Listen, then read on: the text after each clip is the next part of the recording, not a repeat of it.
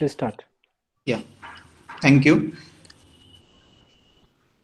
Om Sahanavavatu Sahano Bhunaktu Sahaviryam Karavavahe Tejasvinavadhitamastu ma Vitvishavahai.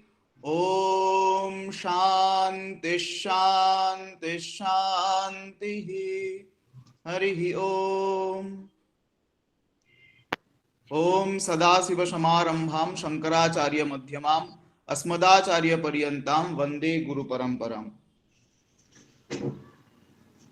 A warm evening to all of you joined here to attend this two-day national webinar on a connoisseur and intimate critic thinking through Rita Chattopadhyay's contribution to Sanskrit literature and literary criticism, organized by the Department of Sanskrit, Cooch, Panchanan, Barma University, West Bengal, to commemorate our beloved and respected Madam Professor Rita Chattopadhyay of Jadavpur University and her contribution towards Sanskrit literature.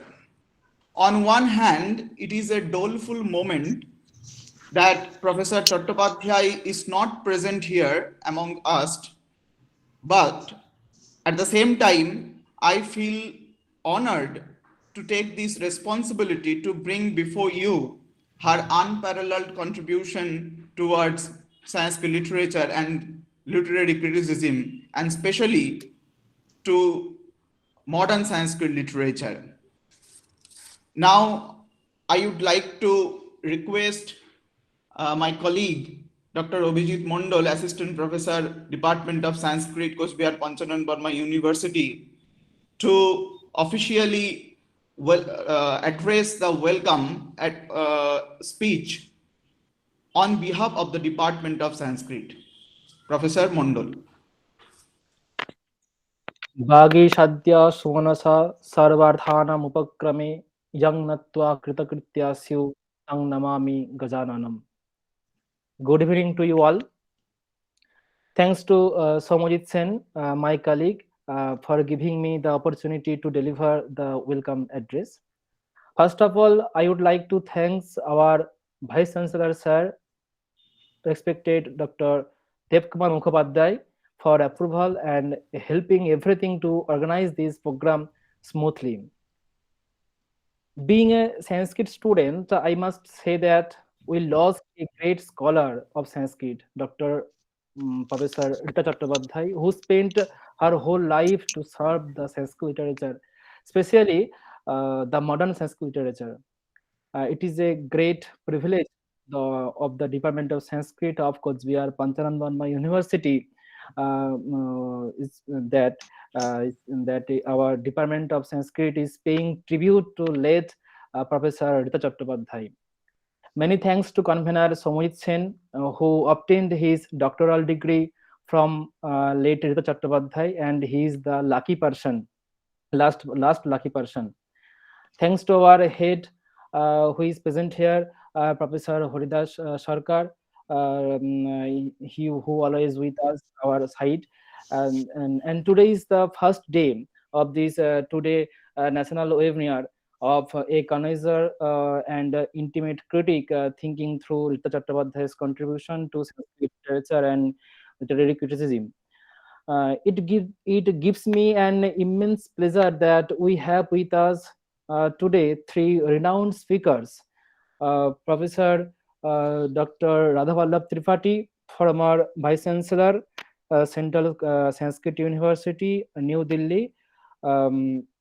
And the second one, Professor Ranjan Mishra, Professor and ex-head Department of Sanskrit, Pali and Prakrit, Vishwabharati, West Bengal. And the last one is Professor Professor Indira Chatterjee, Professor, Department of Sanskrit, Rabindra Bharati University, Kolkata, West Bengal.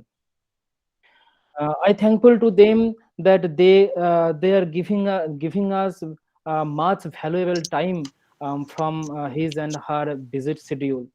I thanks to all audience, those who are eagerly waiting to hear the words on the program.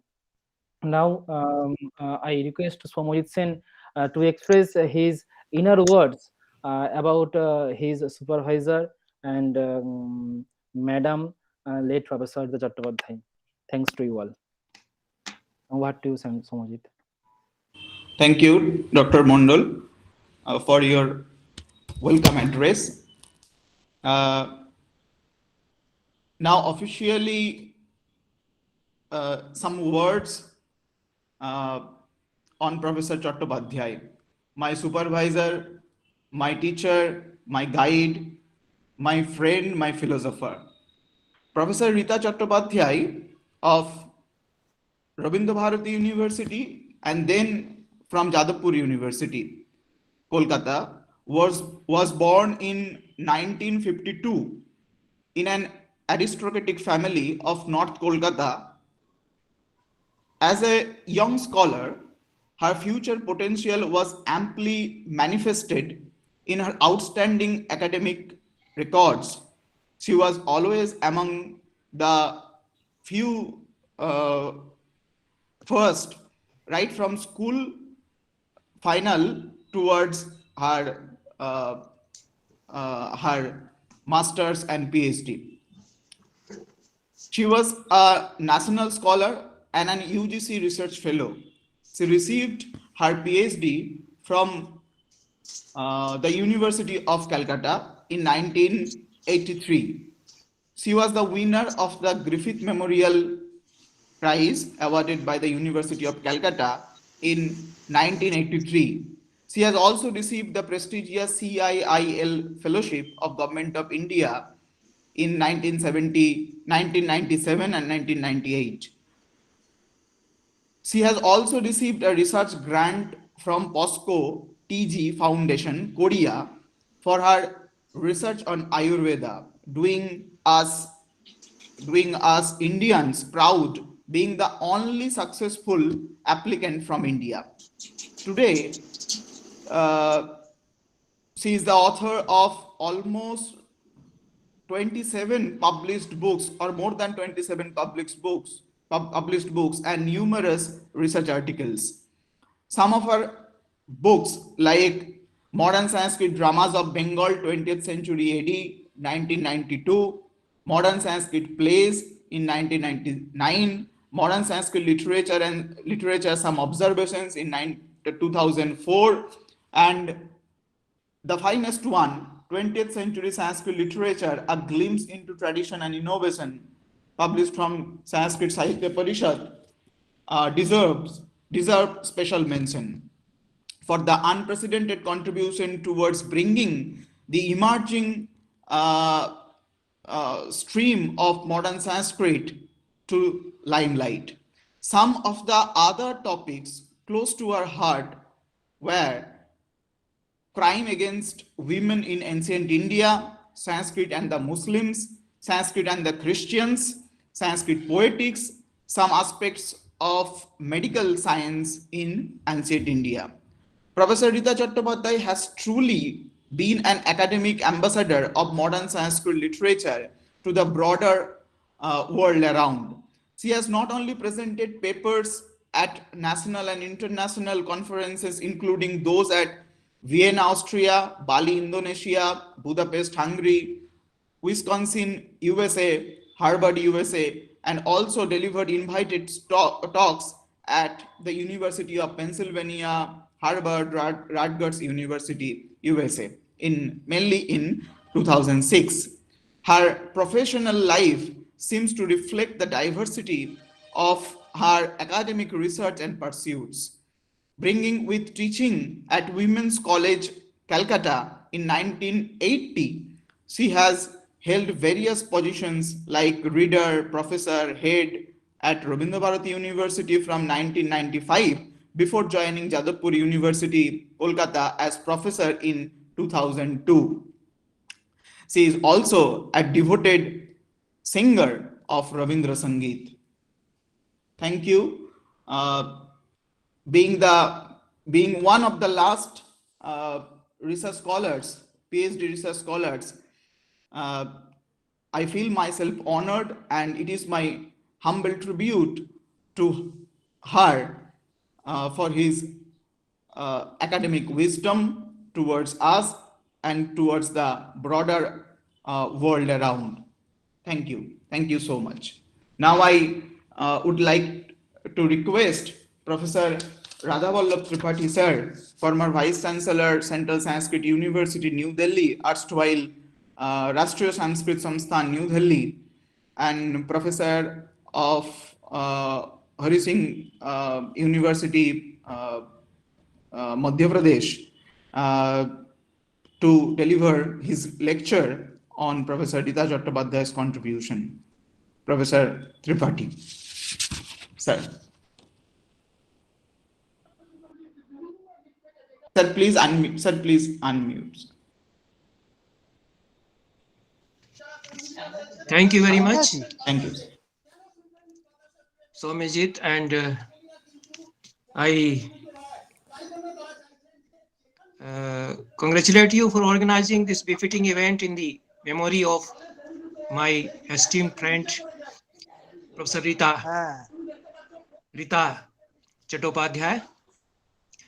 And it is heartening to note that more than 100 admirers, students, friends of Professor Chattopadhyay have joined this gathering. It's a good sign, in effect. So many online programs are being organized, and most of them are organized with a motive. Some sort of selfish motive is there. Selfish in maybe in a udatta sense, you can say, in a sublime sense, that to impart knowledge to the students, such programs are organized. Sometimes such programs are organized by some people to hold conferences and seminars so that they are appreciated, they get some points in their career. But this is a special occasion and an emotional occasion also, when such an esteemed colleague who was near and dear to us, she has left for heavenly abode. And we don't have any such ulterior motive, any such selfish motive, not even some great motive also, like imparting knowledge. It is great to remember such people, you see. So I remember a stanza from Srimad Bhagavata. Tadev Ramyam Ruchiram Navam Navam, Tadev Shashvan Manaso Mahotsavam, Tadev Shokar Nava Shoshanam Rinam, Yaduttama Shloka Gunanu Kirtanam. That itself becomes ever new, ever freshening. Tadeva Ramyam Ruchiram, and beautiful, and Navam Navam, it becomes ever new. Tadeva Shokar Nava Shoshanam Nranam. That dries up the swelling sea of sorrow within our minds, our sorrow for the departed souls, all the unhappiness in our life because they have left us, or even some other sorrows we might be having in our hearts. So the whole sea, the seas of sorrows, they are dried up. And Tadeva Shashvan Manaso Mahotsavam, that becomes a carnival of life, that becomes a festivity. Yaduttama Shloka Gunanu Kirtanam, describing the qualities of noble people, describing the qualities of great souls. Rita Chattopadhyay was such a soul, such a person. And all her life she was devoted to Sanskrit studies for some cause, and a loving personality, being loved by her students, being revered by her students and colleagues and admirers. So remembering her and describing her achievements and qualities, that is for our own purification of our conscience. The students, they get, they repay their debt for the teacher.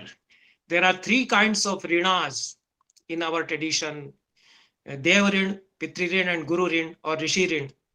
So one has to repay. This is what makes us distinct from the other civilizations, that in our civilization, in our culture, a human being is born to fulfill some obligations. A human being is not born to claim some rights, to win nature, as in the Western civilization, that a human being is born to claim some rights to win, to conquer the nature. In our concept of human being, a human being is born to repay his debts, rinas, to fulfill his obligations, and all his life he should pay his obligation. That is for his own fulfillment. So we are here for our own fulfillment by the memory of Rita Chattopadhyay. Remembering Rita Chattopadhyay, a number of memories of my meetings with her.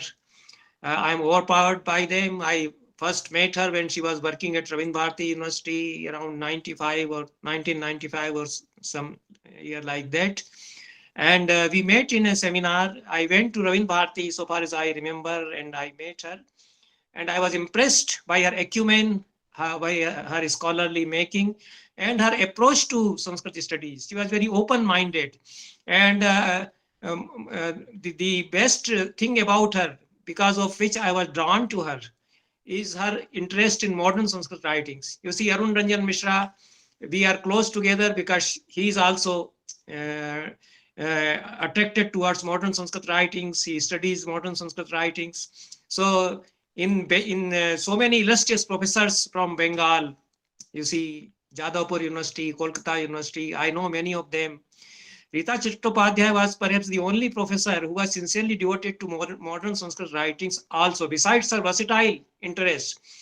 I find that she was interested in so many fields and she was working ceaselessly in several other fields also. And she was a upholder of the cause of female discourse in Sanskrit. That also Soumyajit has told us that she has been writing about women, contribution of women to Sanskrit studies, and women in ancient India. So there are so many common areas in which we were working separately, and we incidentally came to know each other and found that we have been working in these common areas. I organized a seminar on Muslim contribution to Sanskrit. I also published the proceedings of that seminar. And after that also I have been working on this Sanskrit and Islamic traditions. I am very much interested in this area because it's a area which is open for studies and a challenging area also. So a scholar should accept challenges by investigating, by exploring new areas for research. This is the liveliness of a scholar.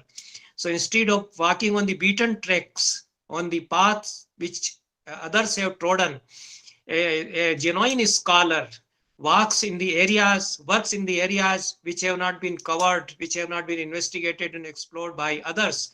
So Rita Chattopadhyay was such a person who explored new avenues, and she widened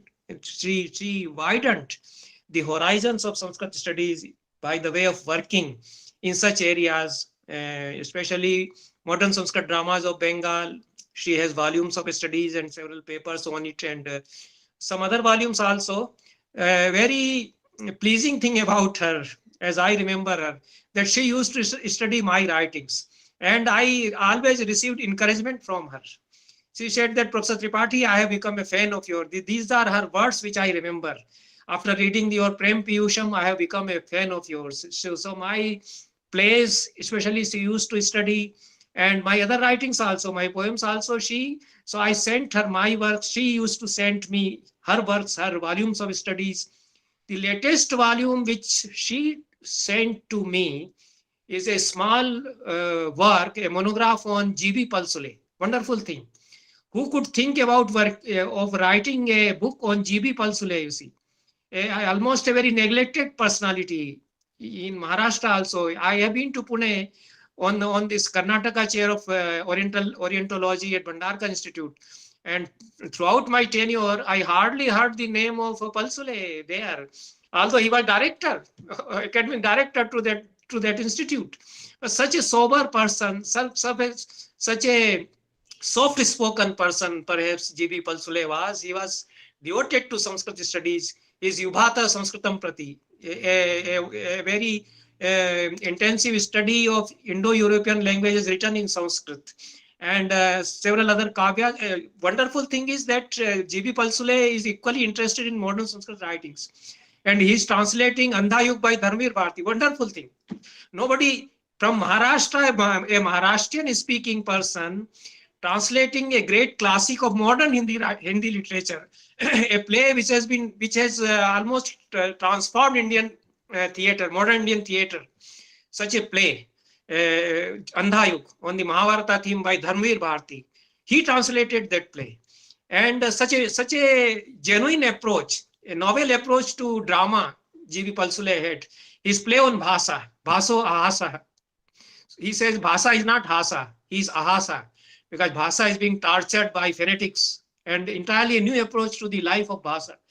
So nobody could recognize. You see, I also came to know G.B. Palsule later on by studying his writing. After that, I received this book also by Rita Chattopadhayay. Before that, I had studied his Bhaso Ahasa and some other writings by him and by Palsule. And I also had studied this translation of Andhayug, Andham Yuga, something like that, and a very good translation.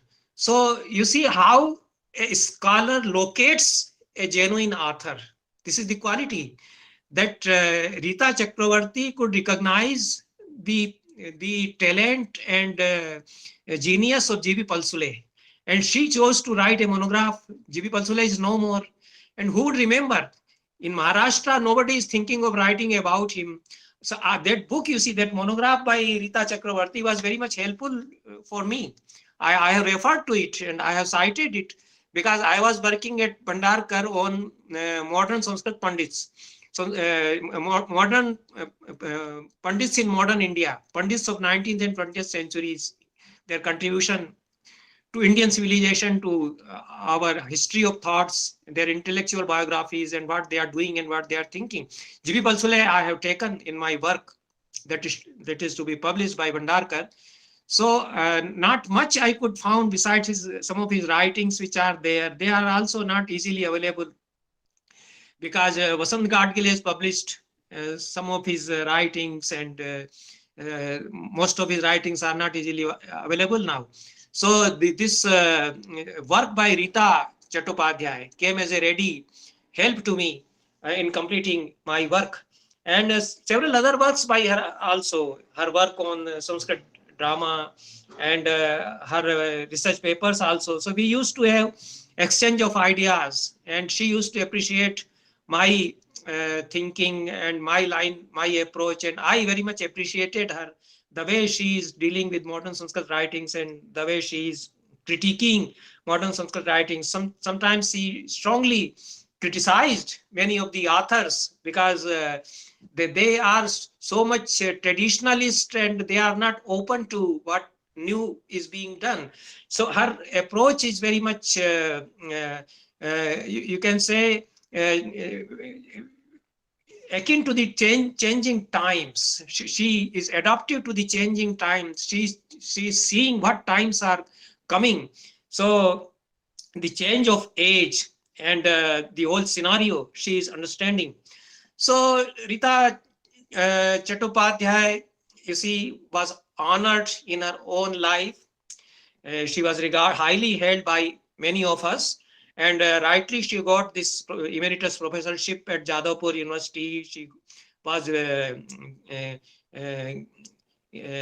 guest professor at Kolkata University also, and many other honors about Soumyajit has spoken. She received in her life, and that way she is one of the well-known personalities amongst the Sanskrit scholars. And this is in itself is a big achievement, because in a male-dominated society, in the world of Sanskrit, still I feel that it's a male-dominated world in Sanskrit. And a lady carving a niche for her own, on her own achievements, on the basis of her own achievements, on the basis of her work, that is the creditable thing. Because only because of the worth of her work, Rita Chattopadhyay could achieve all this. In a society where great stalwarts are there, in Bengal, I don't want to name, but at Kolkata, at Jadavpur, and then even in Ravin Bharati, so many great scholars are there. So for a lady to make a honorable place there and be recognized, this in itself speaks what struggle and what labor, what hard work Rita Chattopadhyay must have done in her life. So about a critic, Rita Chattopadhyay as a critic, you have rightly chosen to discuss a theme. And I hope that many of Rita Chattopadhyay's students will come out on novel ideas, the way she used to critique Sanskrit writings, maybe classics and even the modern Sanskrit poets. Her way of assessment and estimating the writings of an author. So this is a very living, interesting area, and it may inspire the others also how to criticize, because our students and the whole Sanskrit area, you see, I find that it is somewhat languishing in practical criticism. In other languages, they have very good studies on authors. We write books after books on Kalidasa, and we appreciate Kalidasa's poetry, and we explore the beauties of Kalidasa's poetry. In the same way, we do not explore or criticize and critique modern Sanskrit writings. Sometimes we appreciate them and we we laud them. We start, in a flowery language, we start appreciating them. So the way modern Sanskrit writing should be critiqued. So Arun Ranjan Mishra has, made very good attempts in this direction, that making a right assessment of the authors of our own times. This is a challenge also. And this is very much desired also to shape the future of modern Sanskrit writings also. So the Shastra and Kavya, they should go together. Criticism and creative writing, they should go hand in hand together. Otherwise, both of them would suffer. So writing critical studies on classics does not suffice alone. You should write. You write on Veda, you write on Ramayana, Mahabharata, Kalidasa, and Puranas. But at the same time, you should make in-depth studies on modern Sanskrit authors also, because there are several great authors who are not recognized properly. I don't want to name many of them. Some of them I used to discuss with Rita Chattopadhyay also, like Viren Kumar Bhattacharya, a great author from Bengal, and she agreed. Yes, she created the genre of sonnet in Sanskrit. This Virendra Kumar Bhattacharya, and Shardul Shakatam, and so many plays with entirely a new approach to drama and theater. So we have to approach the neglected areas in modern Sanskrit writings, and there are a number of authors who can be re-evaluated from this point of view. This is the area which Rita Chattopadhyay's work opens for us, and it's an stimulating area. There are three types of samikshakas, which Rajshekhara in his Kavya Mimamsa talks about. Matsari, Satrana Bhyavahari, and Tattvabhiniveshi. So Matsari is a samikshaka or a critique who has bias. He is biased. He has personal bias against some author, and either he would appreciate untowardly, or he will demolish untowardly. He is Matsari Samikshak. And other one is Satranabhyavahari. Satranabhyavahari will appreciate everything in a flowery language. You said, wow, what a beautiful stanza, what alankara, what beauty.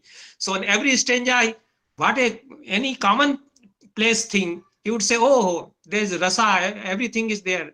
And sometimes I am disgusted by this approach, because worthless poetry, and people are saying, oh, what great poetry. In our Kavi Sammelanas, such poems are being recited. So I could find that Rita Chakravarti has similar approach to mine.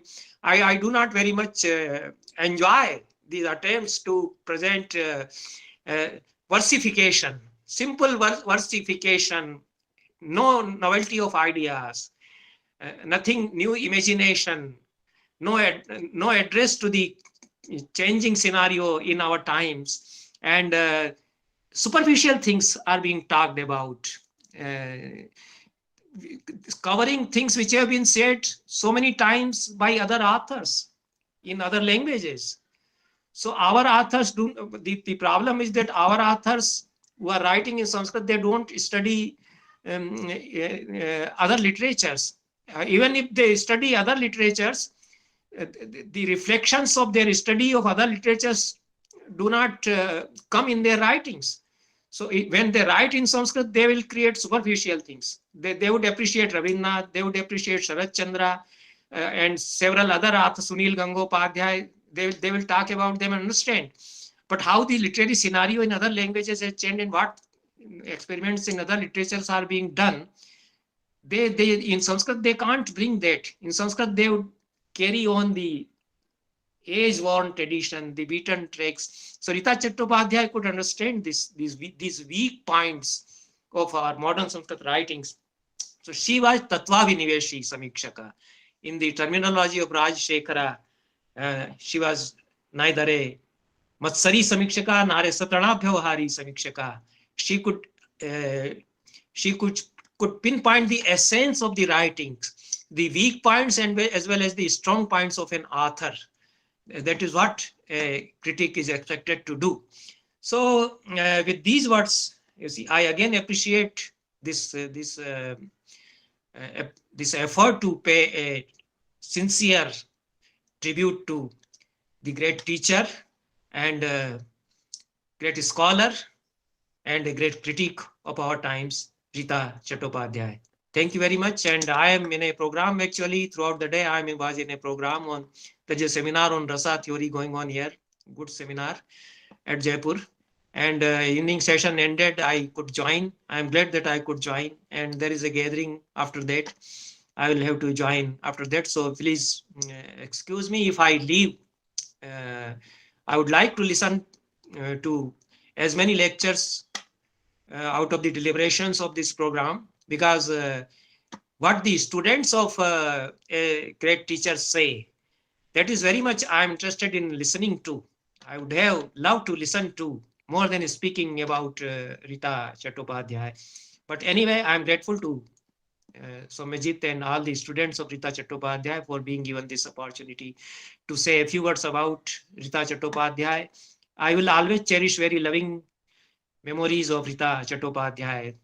A very fascinating face of her always appears in my memories. Even when I join some seminar like the seminar here, I remember of scholars like Rita Chattopadhyay, our association with them. We used to attend several such seminars with them and used to have discussions. Those times are gone. So their memories, you see, are always with us.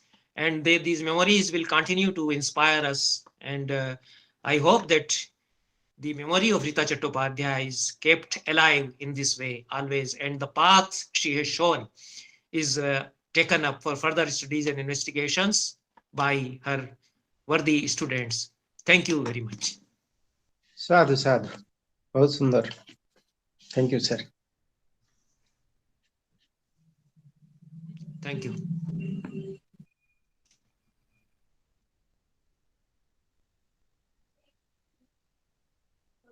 Not audible. সমজিৎদা শোনা যাচ্ছে না তোমাকে? শোনা যাচ্ছে না তোমাকে? না না, শোনা যাচ্ছে না.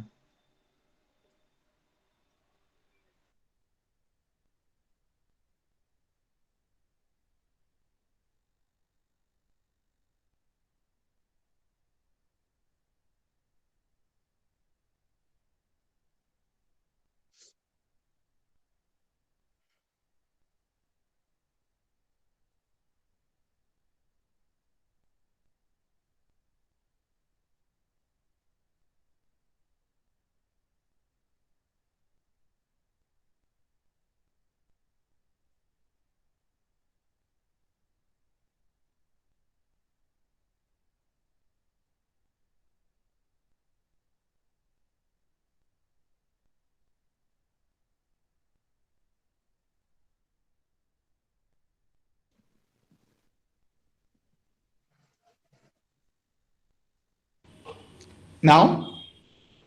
হ্যাঁ শোনা যাচ্ছে। Yes. এবার Thank হবে। you. Very sorry, very sorry. Professor Tripathi is here or has left, sir, I think. Whatever. No, Oh, no, okay, I'm okay, sir. still there, but I'm changing my Yeah, clothes yeah, to sir, join sir. another other program. Okay. I'm listening, still Thank you. listening. Thank you so much for. As long as it is possible, I will be Okay, here. okay. No problem. But you continue the Yes, program. sir, yes. I don't want to disturb your program. Okay, sir. Okay. Sir, thank you so much for your illuminating and wonderful lecture on Professor Chattopadhyay, and you proved her as a Tattvabhiniveshi Samikshaka rightfully, uh, and you will be very happy or glad to know that one of our research scholars in her last days, Dr. Madhuri Ghosh, as you were talking about Professor G.B. Palsule, she worked in her PhD on Professor G.B. Palsule and his works, especially on Dhanyoham. And she was the one for whom I found you as my teacher, especially on Bakrokti Jivita. It was very wonderful lessons, academic lessons. I'm very much grateful to you and Professor Chattopadhyay and the Jadavpur University Sanskrit department. So, and the last thing is the lectures are being recorded and will be put on YouTube. So you will be able to, I'm sure you will be able to listen to those lectures if you want in other time. So thank you very much, sir, for joining and providing your lecture on Professor Chattopadhyay and your associations with her. Uh, we are very much thankful to you. Now, to our next speaker, Professor Dr. Ranjan Mishra, sir, Professor and ex-head Department of Sanskrit, Pali and Prakrit, Vishwa Bharatiya Central University in West Bengal. A well-known critic, a well-known poet especially in modern Sanskrit literature and in Odia literature also. A very humble person, I must say, Professor Ranjan Mishra. Sir, I would like to request you to kindly deliver your lecture. Before, sir, you start your lecture, I would also mention that Professor Horidatta Sharma and Professor Bijoya Goswami are also here with us. They will speak on Professor Chattopadhyay tomorrow, as this is a 2-day national webinar. We are very much grateful to them also. Professor Sharma, right now he is in Amsterdam. He found his time to join in this seminar. We are very much grateful to him also. And Professor Bijoya Goswami of Jadavpur University, my teacher, my guru at my university at PG level. She was also here, she is also here, and we are very much grateful to them too. Now, I would like to request Professor Mishra sir, Professor Ranjan Mishra sir, to deliver his lecture. Thank you. Thank you. ॐ सुधासमुद्रान्त हृद्यनमणि द्वीप संगृढ बिल्वाटवी मध्यकल्पद्रुमा कल्पकादम्ब कंतार वासप्रिये कृति वासप्रिये सर्वलोकप्रिये देवी तुभ्यं नमो देवी तुभ्यं नमो देवी तुभ्यं नमः। Esteemed Professor R.V. Tripathi ji, esteemed Professor Haridat Sharma ji, revered Professor Bijoya Goswami ji, Dr. Sen and Dr. Mondal of Panchanan Barma University, Cooch Behar, and friends. Well, first of all, I must, before thanking Panchanan Barma University, I must thank Professor Radhavallabh Tripathi, who actually brought me to this field of modern Sanskrit. Initially, because of his inspiration, I started writing on them, and I went to his university, Sagar University, Dr. Hari Singh Gaur University, Sagar, Madhya Pradesh, and stayed there to write my first book on modern Sanskrit. And after that only, after perhaps many days, after 15 years, I again started writing something creatively also in modern Sanskrit. In fact, he's behind all those things. And today I am speaking before him. That's also a great opportunity, and I would love to speak in his presence. I thank all the authorities of Panchanan Barma University for having organized such a webinar uh, in memory of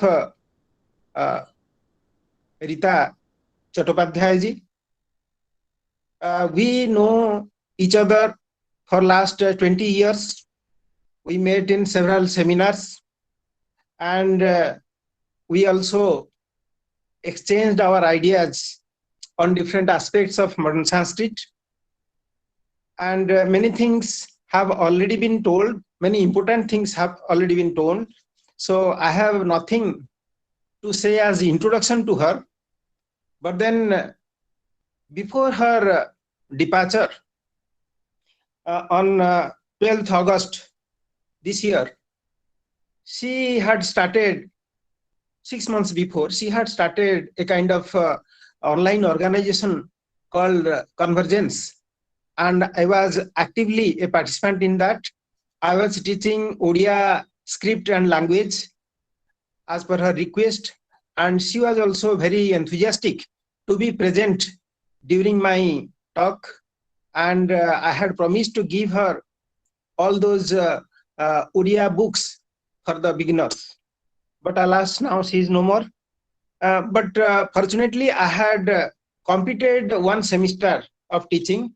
Now let us see, as per the interest of the students, I may also go ahead as per her desire.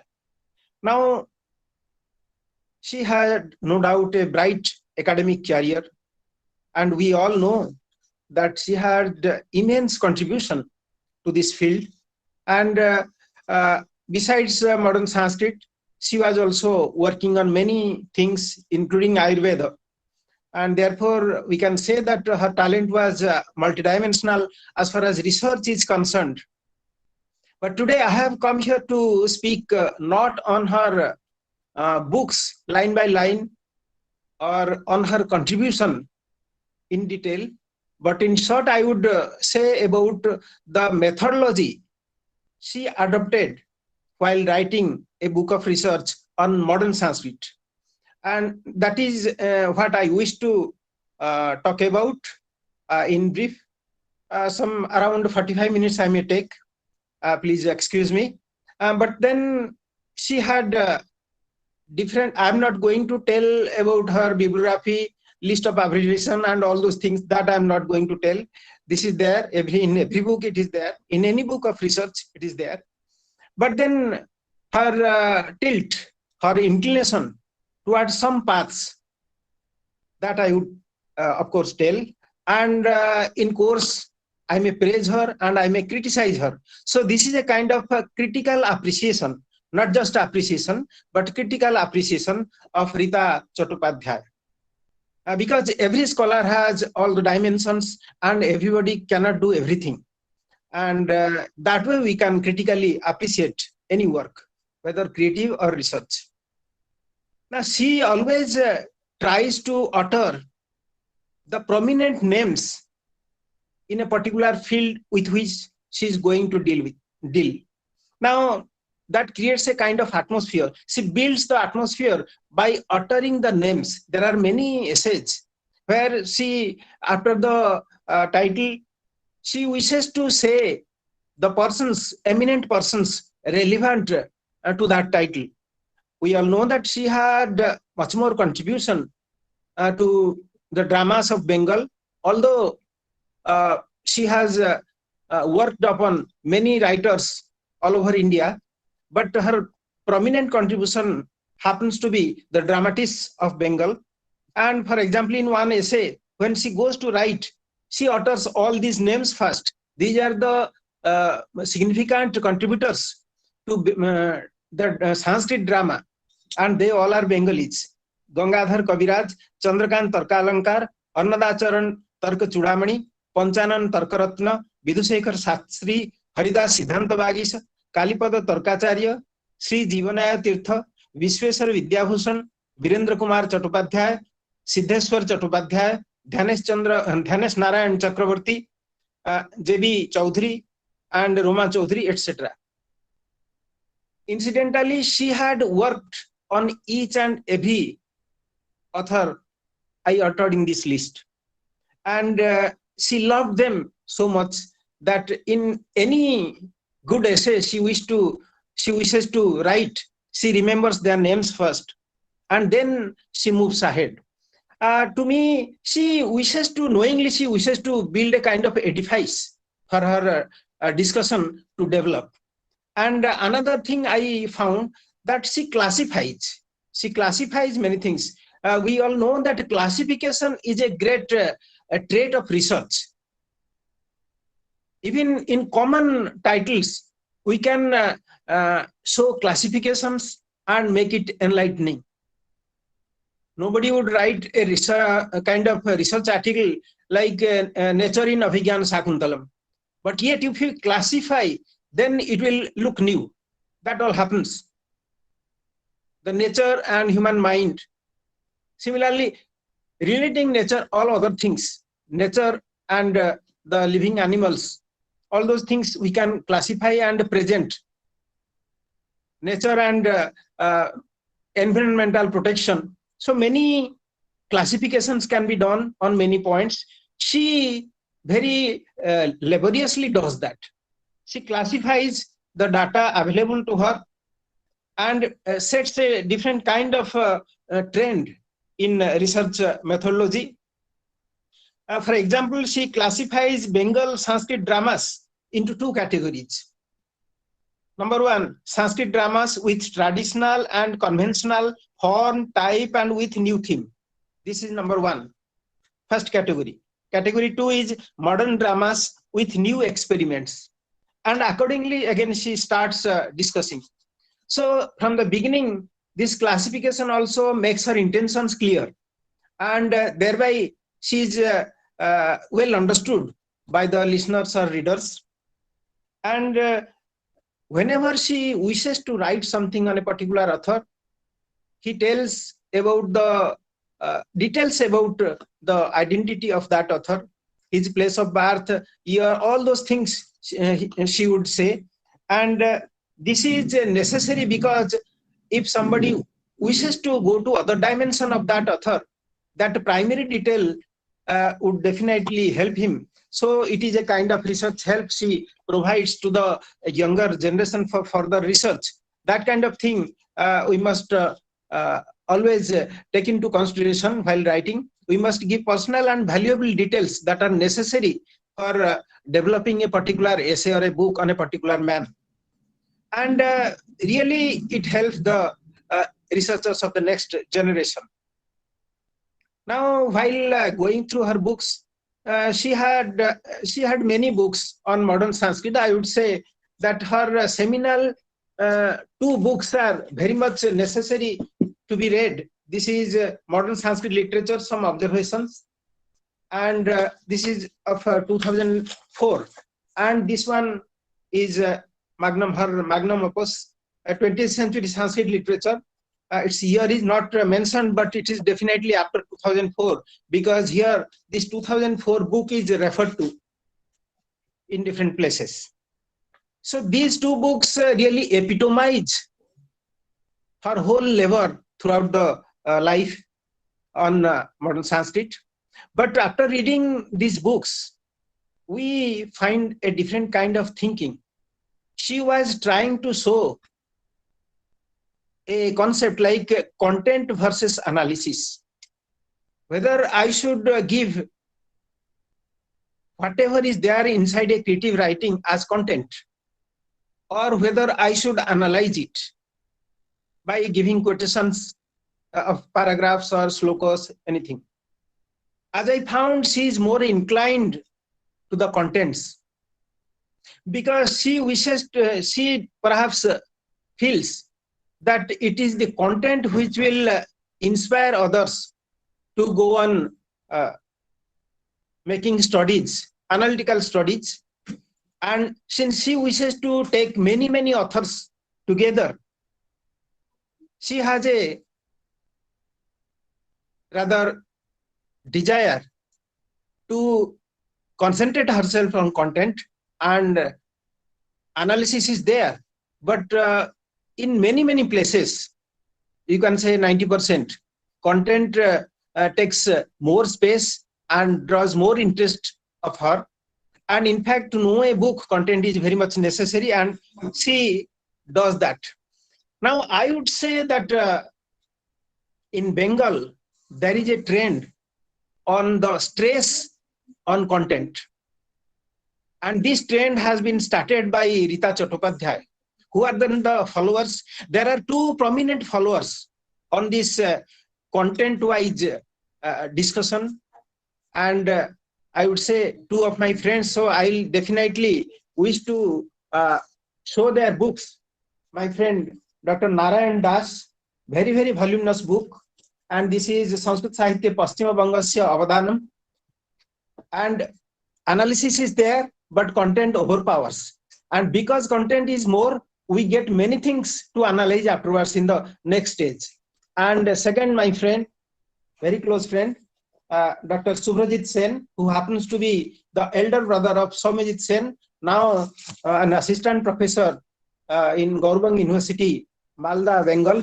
So this is a trend, and this trio, Rita Chattopadhyay, her student Subhrajit Sen, Dr. Subhrajit Sen, and my friend Narayan Das, they have provided immense contents on the contribution of Bengali writers to Sanskrit literature. And after that, we can again search, research, and analyze. It's a great help. We can say it is a kind of very valuable and powerful research tool that she wanted to produce, and she has produced really through her books.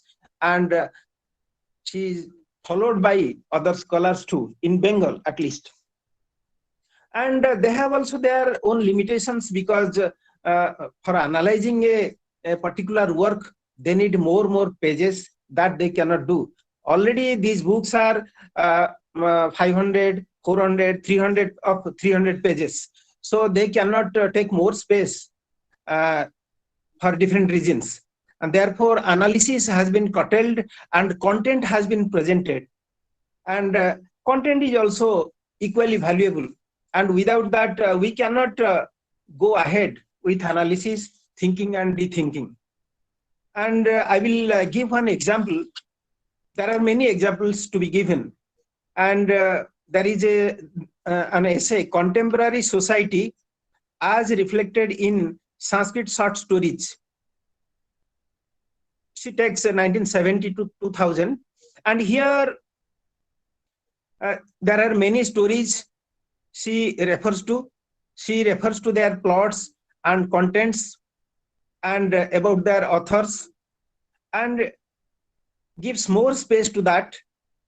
But she has also added analysis to each and every context, but they are very thin and really very crux of the thing she wish to present as analysis. Similarly, I will go to her another article, Modern Sanskrit Literature, A Quest for Ultimate Reality.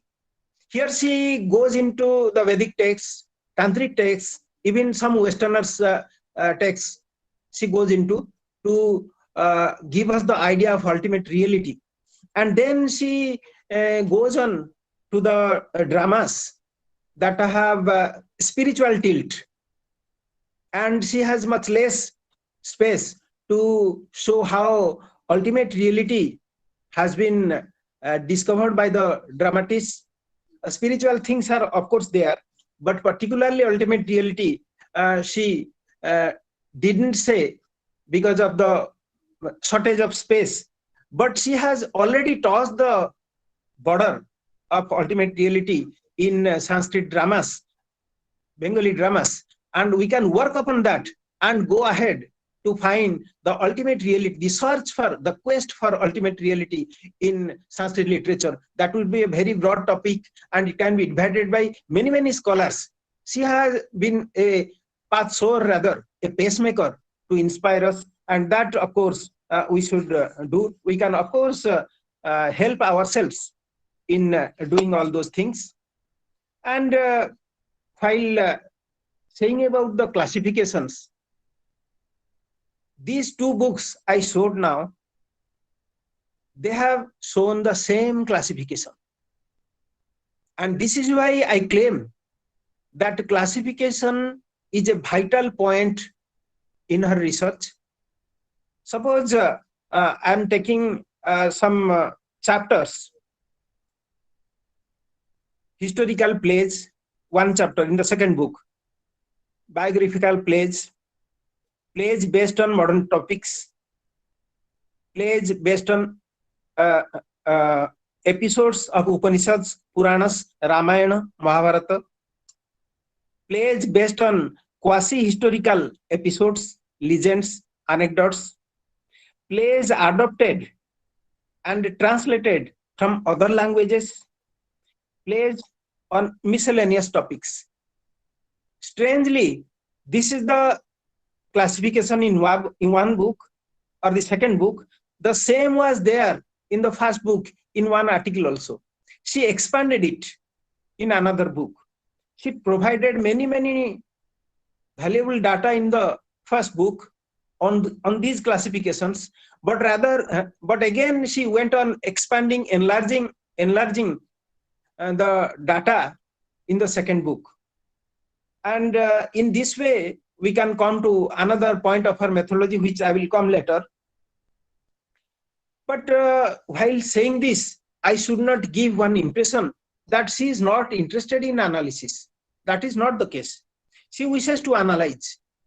But then there are many constraints while analyzing Sanskrit works, creative works. There are many constraints. First of all, those who are alive, we cannot critically say about them because that may create a kind of bitter air. That is there. But when she says about the older writers, she has great reverence for them. There are many other points we can say why she was not critical in her analysis, and she was giving contents and just add some analysis to that. Two analytical titles I will take now. One is 20th century Sanskrit literature, a sociological interpretation. Now it's a very valuable topic, very valuable title. We should make sociological interpretations to that.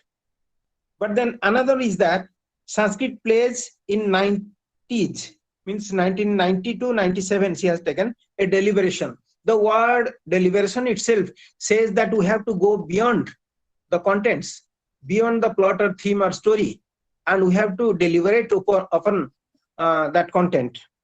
So in these two papers, she has great collection of works, and the name is deliberation or interpretation. But mostly what catches our eyes is great columns.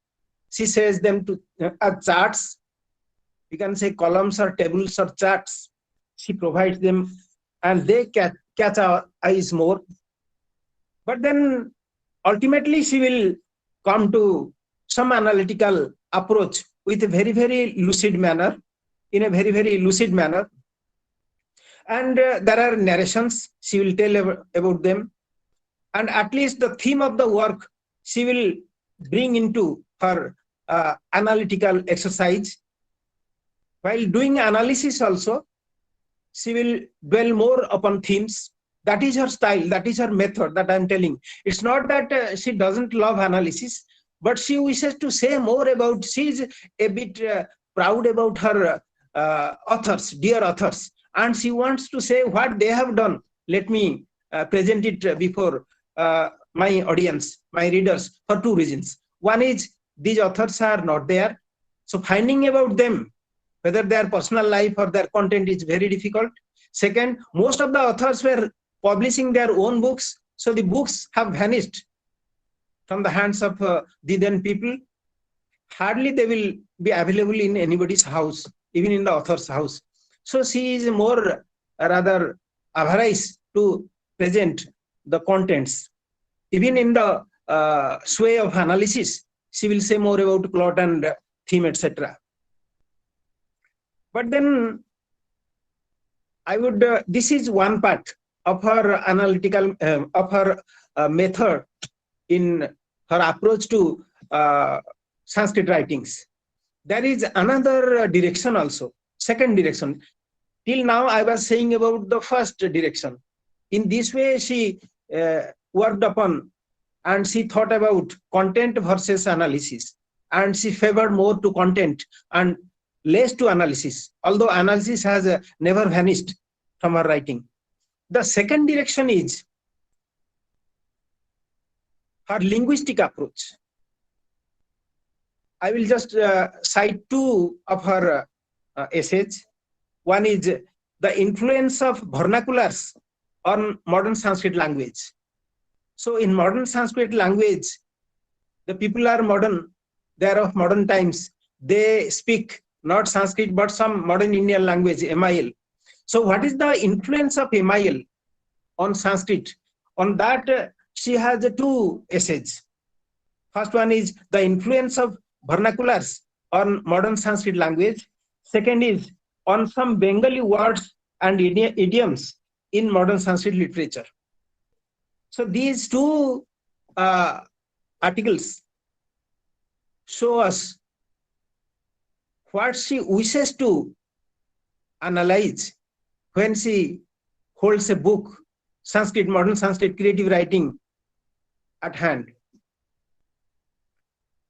She says that she will work on these words to prove that modern writers have brought many, many words and used them in Sanskrit writing, words from their mother tongue, and they have used them in Sanskrit writing, number one.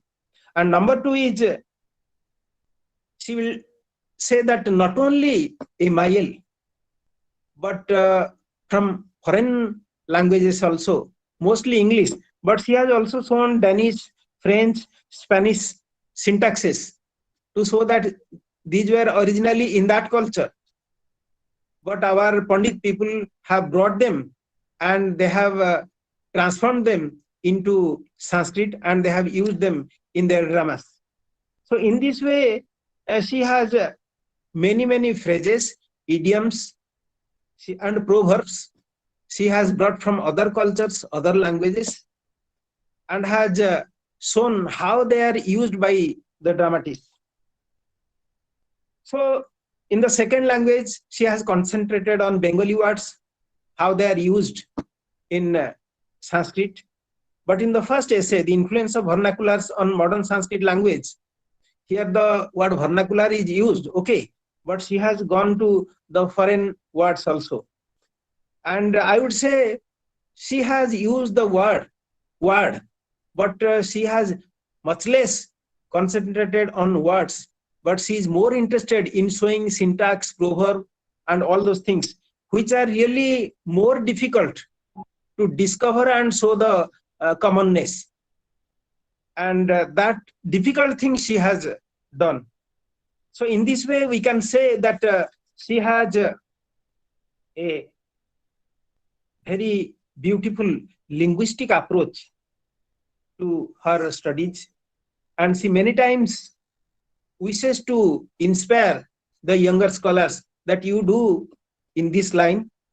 In fact, we need, this is the need of time, especially for the authors, modern Sanskrit authors. They need to know that what should we write as a Sanskrit name to this word or this object. There should be a dictionary for modern Sanskrit literature. She is taking us towards that. Many, at least 10 modern Sanskrit scholars have worked with me, and I have inspired all of them at least to give one chapter devoted to uncommon words or words of daily use, words of practical use, because they will be necessary for an author of modern Sanskrit, and he will use them for his convenience. In that way, we can say she has shown a path, and about this also all modern Sanskrit writers think that how should we choose? A particular word may be said in different ways in Sanskrit, but that shouldn't happen. There should be a convention so that everybody will use that word. Sofa set on which we sit in drawing room. Somebody says sukhasana. Okay, it has some onomatopoeic similarity, sukhasana and sofa set. But some other people use other words. But which one should be accepted by all and which is more appreciated? On that also some research should go on. And all my scholars, they have devoted at least one chapter on this dimension. And we are happy that she was also taking us towards that direction. Another essay she wrote entitled Evolution of Sanskrit Farcical Plays, with special reference to modern Sanskrit prahasanas. Here she says this farcical play, this phrase she uses for both prahasana and bhana. And for her convenience, she has done it. We accept it, no problem. That's her freedom.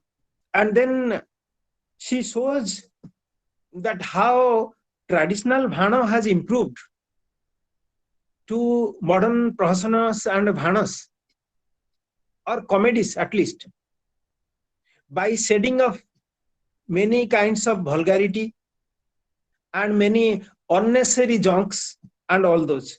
She has proved that, and that is a fact we feel.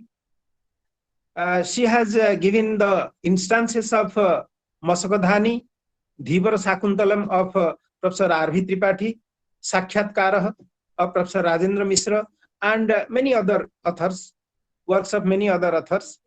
And she has proved this point that bhana and prahasana, they have been appreciated in modern times, and they have said many things of to get a refined persona, and that has happened.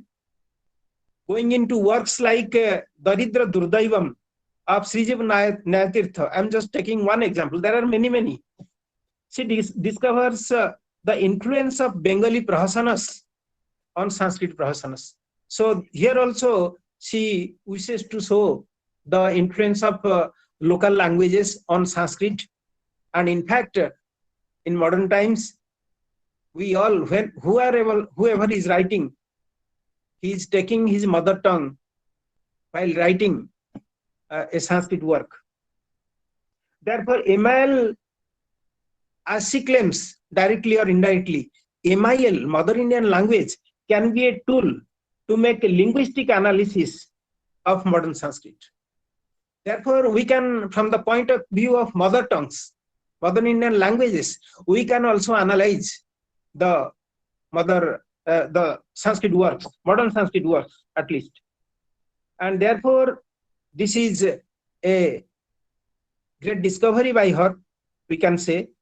And she says that you take inspirations from MIL and apply them in your writings, means research works on modern Sanskrit. So that is a great field yet untouched that should be done. And finally, I wish to, if time permits, then I can give example, at least one example I wish to give. Time is there, Dr. Sen? Or Yes, sir. I have said enough. What do you think? No, sir. You have plenty of time. Okay, thank you.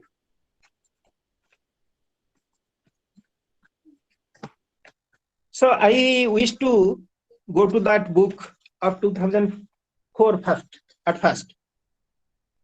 So in 2004, he has there are many entries of different plays. One is Chanda Tandavam. Now, while dealing with Chanda Tandavam here, she has uttered just one sentence. Just one sentence. Mind. Chanda Tandavam is a serio-comic playlet representing the horrors of Second World War, written by Srijiva Nayatirtha of Bengal. That's all. One sentence. But now she wishes to tell us that a scholar should not be satisfied. Well, she had not the data at hand, perhaps, when she was writing. Whatever she heard over phone or whatever she knows or remembers, that she wrote at that time. But then she remembers it. This should be the trait of a scholar. And this is her research methodology, I can say. What she says, that I wish to say that she says that we are free to revise, to make more inputs and enlarge things in other books also. It's not that I have dealt with this in this book, so nowhere in my life I should not repeat that again. That's not the case. As far as the data is available, I wrote it. But when new data arrived, I have to revise my things, or at least I have to enlarge my things.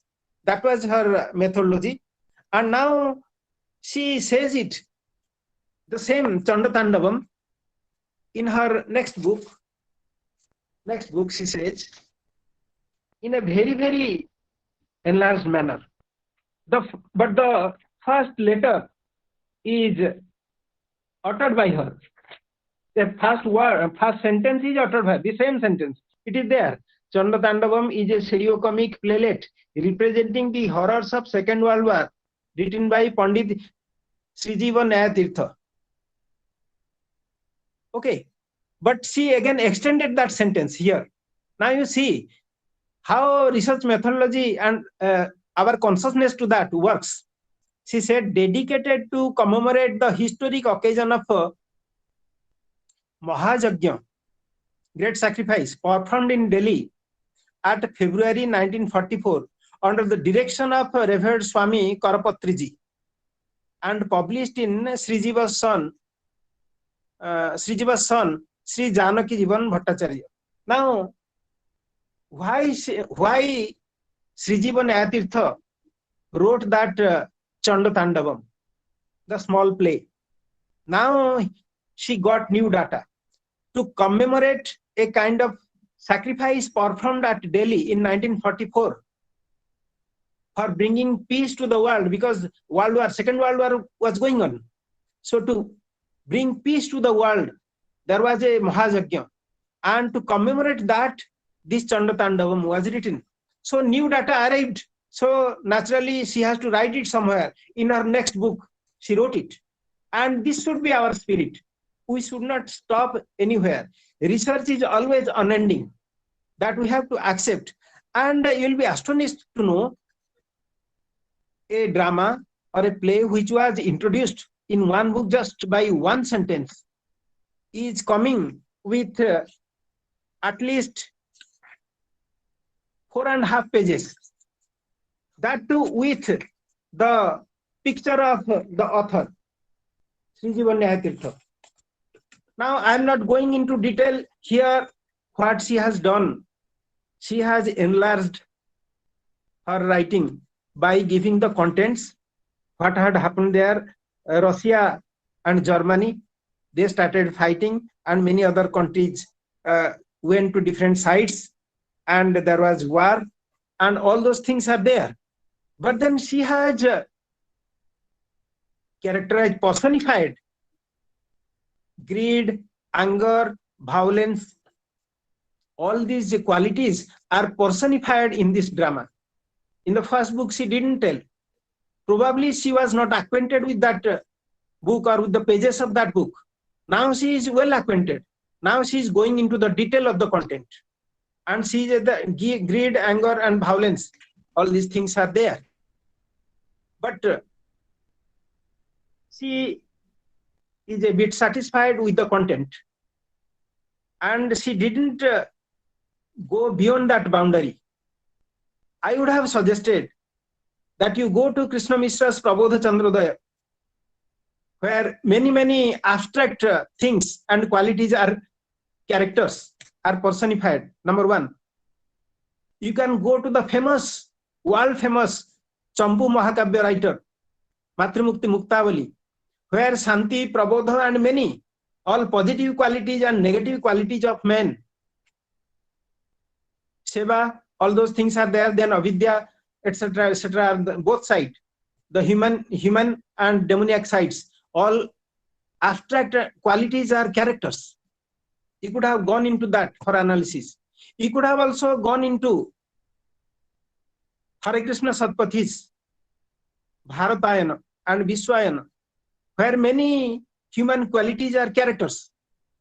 So she didn't go beyond that book because she had interest in the content, and actually she did it very nicely. And we feel that she had, by doing that, she had showed us a path which we are discovering now. In this way, if I won't say more, then I will say three things. Number one, that I would tell her as a literary historian. She is a literary historian. She has given the history of Bengal drama and Bengal literature. Others followed her. Subrajit Sen came later, Narayan Das came later, but she was the pathmaker. So she was the literary historian, and I salute her for that immense contribution she has done by doing that. Number two, she was a literary linguist as far as analytical method is concerned. She was a literary linguist. She said that we have to find the reflections of other languages, other cultures in modern Sanskrit writings. And third, she inspired us to understand and analyze modern Sanskrit writings through the ethos available in modern Indian language.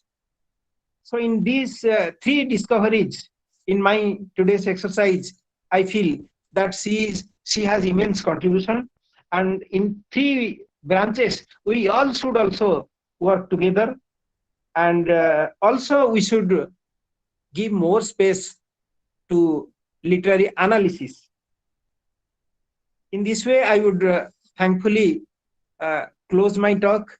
I again thank to the authorities of Panchanan Barma University.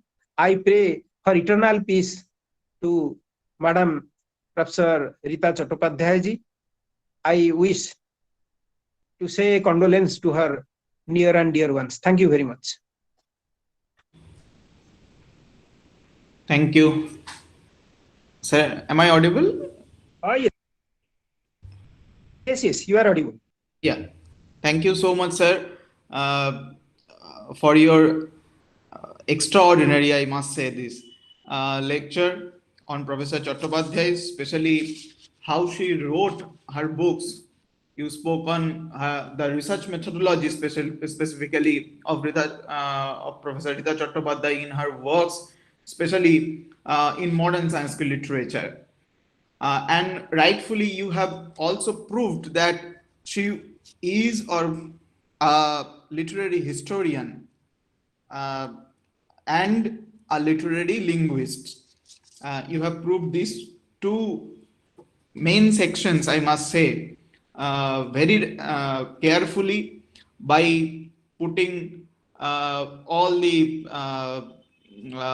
quotations from her book, and as you have said that she was very much busy to tell us the content about the dramas, especially dramas of modern Sanskrit literature, rather to be very critic on those literary works.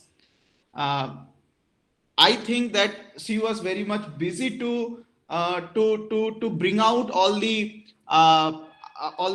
lost dramas of Bengal as the then literary panorama of Bengal in Bengal panorama, there was not a single piece of literary work which dealt with this type of works, modern works on specifically on Bengal.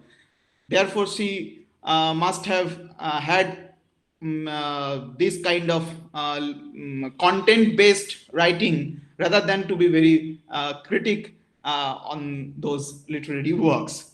Therefore, you have dealt with very critically and very specifically on those things about Madam's writing and paid your homage and tribute to her.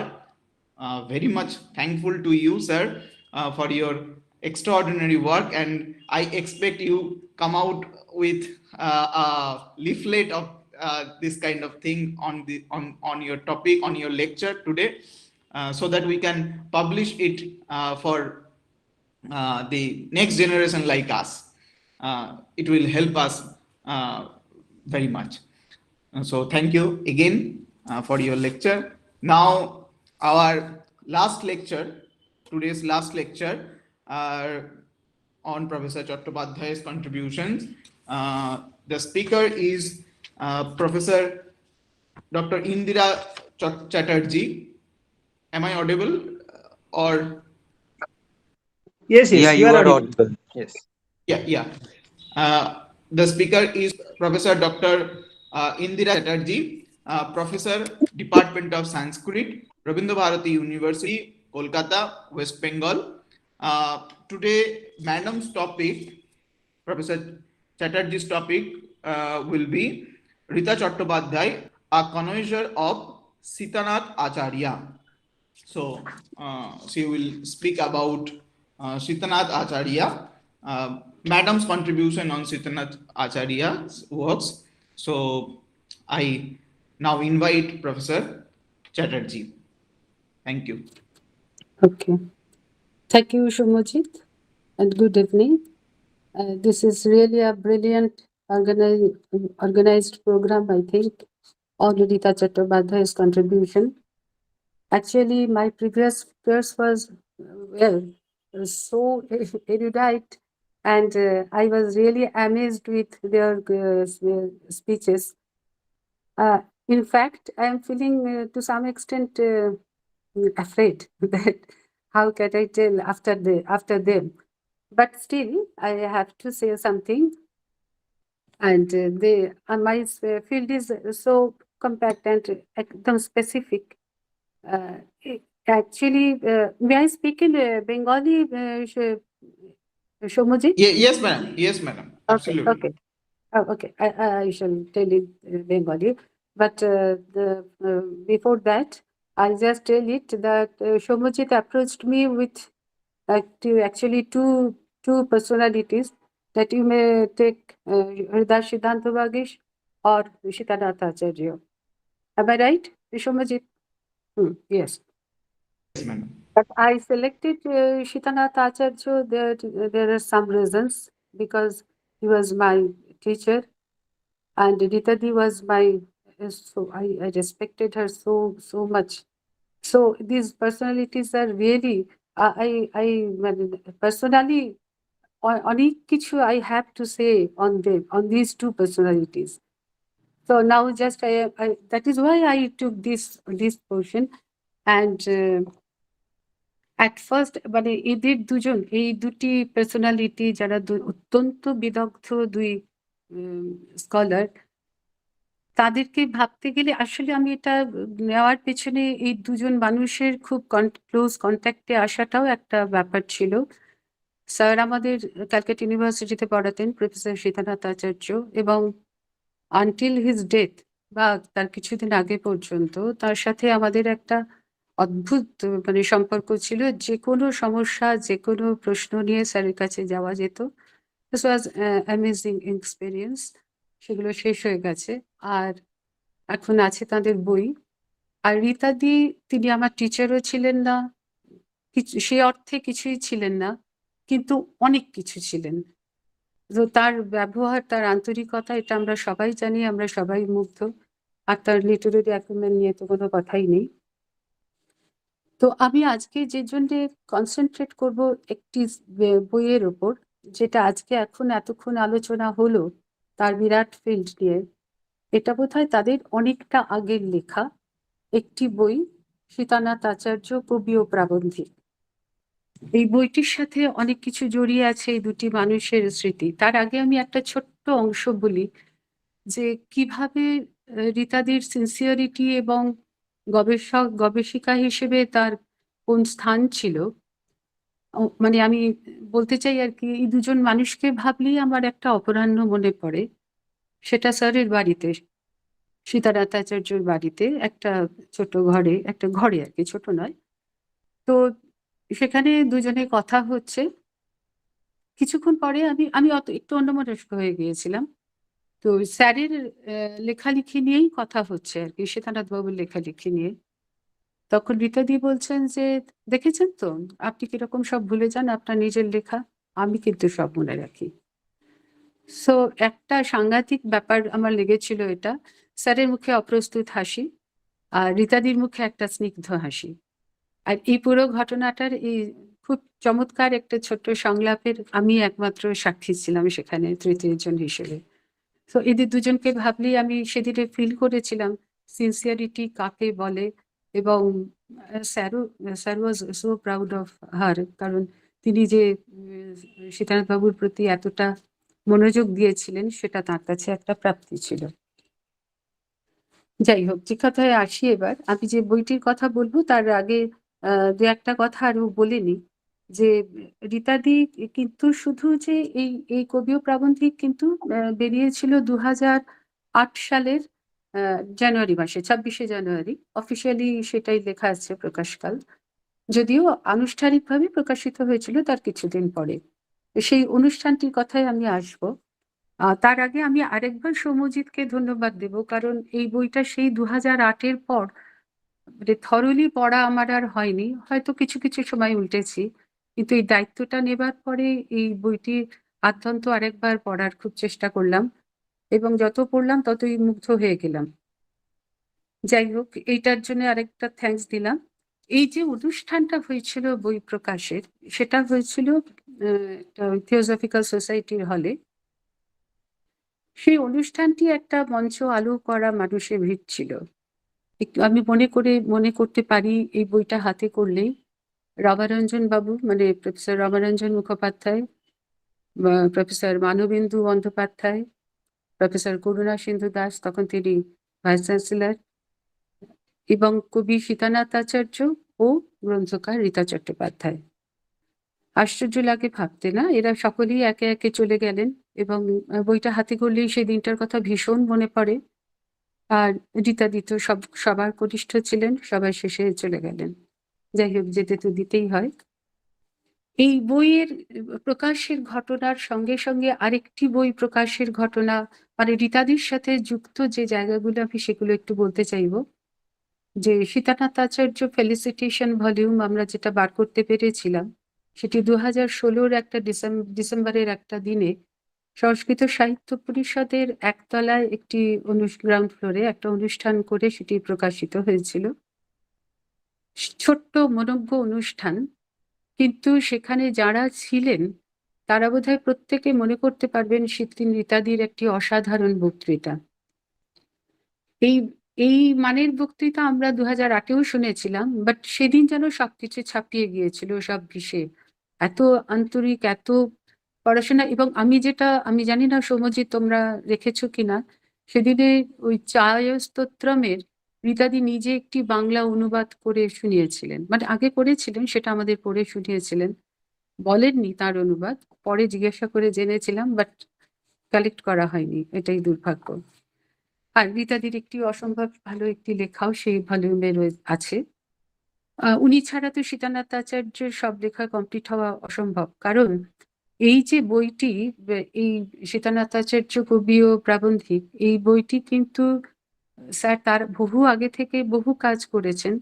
তাকে লাইমলাইটে সামনে, সকলের সামনে নিয়ে আসা, উনি খুব গোপনচারী মানুষ ছিলেন, চটকুনিভৃতে থাকতেই ভালোবাসতেন, কিন্তু রীতাদি তাকে সামনে নিয়ে এসেছিলেন এবং সেজন্য স্যার খুবই খুশি ছিলেন। এটা কিন্তু ঘটনা।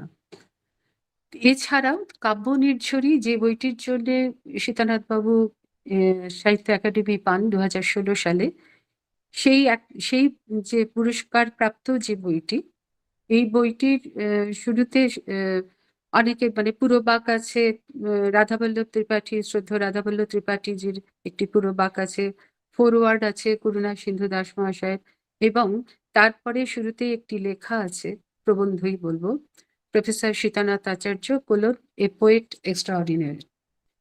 তো রীতাদি যখন ওই প্রবন্ধ, ওই বই প্রকাশিত হয়েও গিয়েছিল, তারপরেও কিন্তু রীতাদি যে তার সম্পর্কে এবং অন্যান্য আরো অনেক মডার্ন সংস্কৃতের প্রচুর ফিল্ড জুড়েই তার কাজ ছিল, এবং আচার্য কবিকে তিনি কিন্তু কখনোই বিস্মৃত হননি। তার সন্ধিৎসা কিন্তু সেখানে ঠিক ছিল। তো যাই হোক, এবার আসি ওই বইটির প্রসঙ্গে, আসল বইটির প্রসঙ্গে, যে বইটাতে আমি কনসেন্ট্রেট করতে চাইছি, এবং পাতায় পাতায় আমি নতুন করে আবার অনেক কিছু আবিষ্কার করেছি আর কি, যেমন রীতাদিকে তেমন স্যারকে। যে যাই হোক, তো সেইখানে সেই বইয়ের উনি মানে প্রথম দিকে যেটা আছে, প্রথম থেকে আমি একটু বলে নিই। 3 ইউনিভার্সিটির দি দেন ভাইস চ্যান্সেলর্স, ক্যালকাটা ইউনিভার্সিটির আশিস কুমার ব্যানার্জি, বিদ্যাসাগরের স্বপন কুমার প্রামাণিক এবং রবীন্দ্র ভারতীর করুণা সিন্ধু দাস, এই তিনজনে 3টি লেখা লিখেছেন সেই বইটির শুরু থেকে। একটা হচ্ছে মানে আমি ঠিক অর্ডারে বলে যাচ্ছি, শুভাশংসন, মুখবন্ধ ও পুরোবাক, শেষেটি করুণা সিন্ধু দাস। এই করুণা সিন্ধু দাস যে সংস্কৃত জগতের একটি নক্ষত্র, সেটা তো আমরা সবাই জানি। তিনি তার পুরোবাকের শেষ অনুচ্ছেদে যেটি লিখছেন সেটার কথা খুব বলা দরকার। সীতানাথ বাবুর এতাবৎকালের সংস্কৃত সাহিত্যকৃতি বিশ্লেষণের উদ্যোগ নিয়ে অধ্যাপিকা ডক্টর রীতা চট্টোপাধ্যায় আমাদের ধন্যবাদ ভাজন হলেন। সর্বভারতীয় প্রেক্ষাপটে বিশেষ মর্যাদার দাবিদার হওয়া সত্ত্বেও এই প্রবীণ কবি ও সাহিত্য সমালোচকের সৃষ্টি নিয়ে তেমন গুণগ্রাহী আলোচনা বিশেষ কিছু হয়নি। ডক্টর চট্টোপাধ্যায় আধুনিক সংস্কৃত সাহিত্যের গবেষিকা হিসেবে যথার্থভাবে এগিয়ে এসেছেন কবি সংবর্ধনায়, তাঁকে অভিনন্দন জানাই। আর কবির জন্য কবি কর্মমুখর শতায়ু কামনা করে বলি, মাতে সঙ্গস্তি অকর্মণি। করুণা সিন্ধু বাবুর এই কথাগুলো অত্যন্ত মানে গুরুত্বপূর্ণ আমার মনে হয়, একটা দিক ধরে তুলে আনছেন, মানে ঠিক কি কি ঘটছে, মানে একটা প্রায় এই সীতানাথ বাবুর এই দীর্ঘদিনের চর্চা আর কি, সংস্কৃত চর্চা, এবং তাকে তুলে নিয়ে আসা সবটা এইটুকু কথার মধ্যে বেরিয়ে এসেছে। এবং যেটা আরেকটা জিনিস মনে হয়, যিনি লিখছেন, যাকে নিয়ে লিখছেন, সব কিছুর মধ্যে যে কতখানি আন্তরিকতার সৌরভ ছড়িয়েছিল, সেটাও বোধহয় এই কথাগুলোর মধ্যে ধরা আছে। রীতাদির একটি প্রাককথন অংশ আছে, বেশ ছোট, 1.5 পাতার মতো, খুবই ছোট। সেই অংশটি কিন্তু সংক্ষিপ্ত হলেও বেশ ঋজু।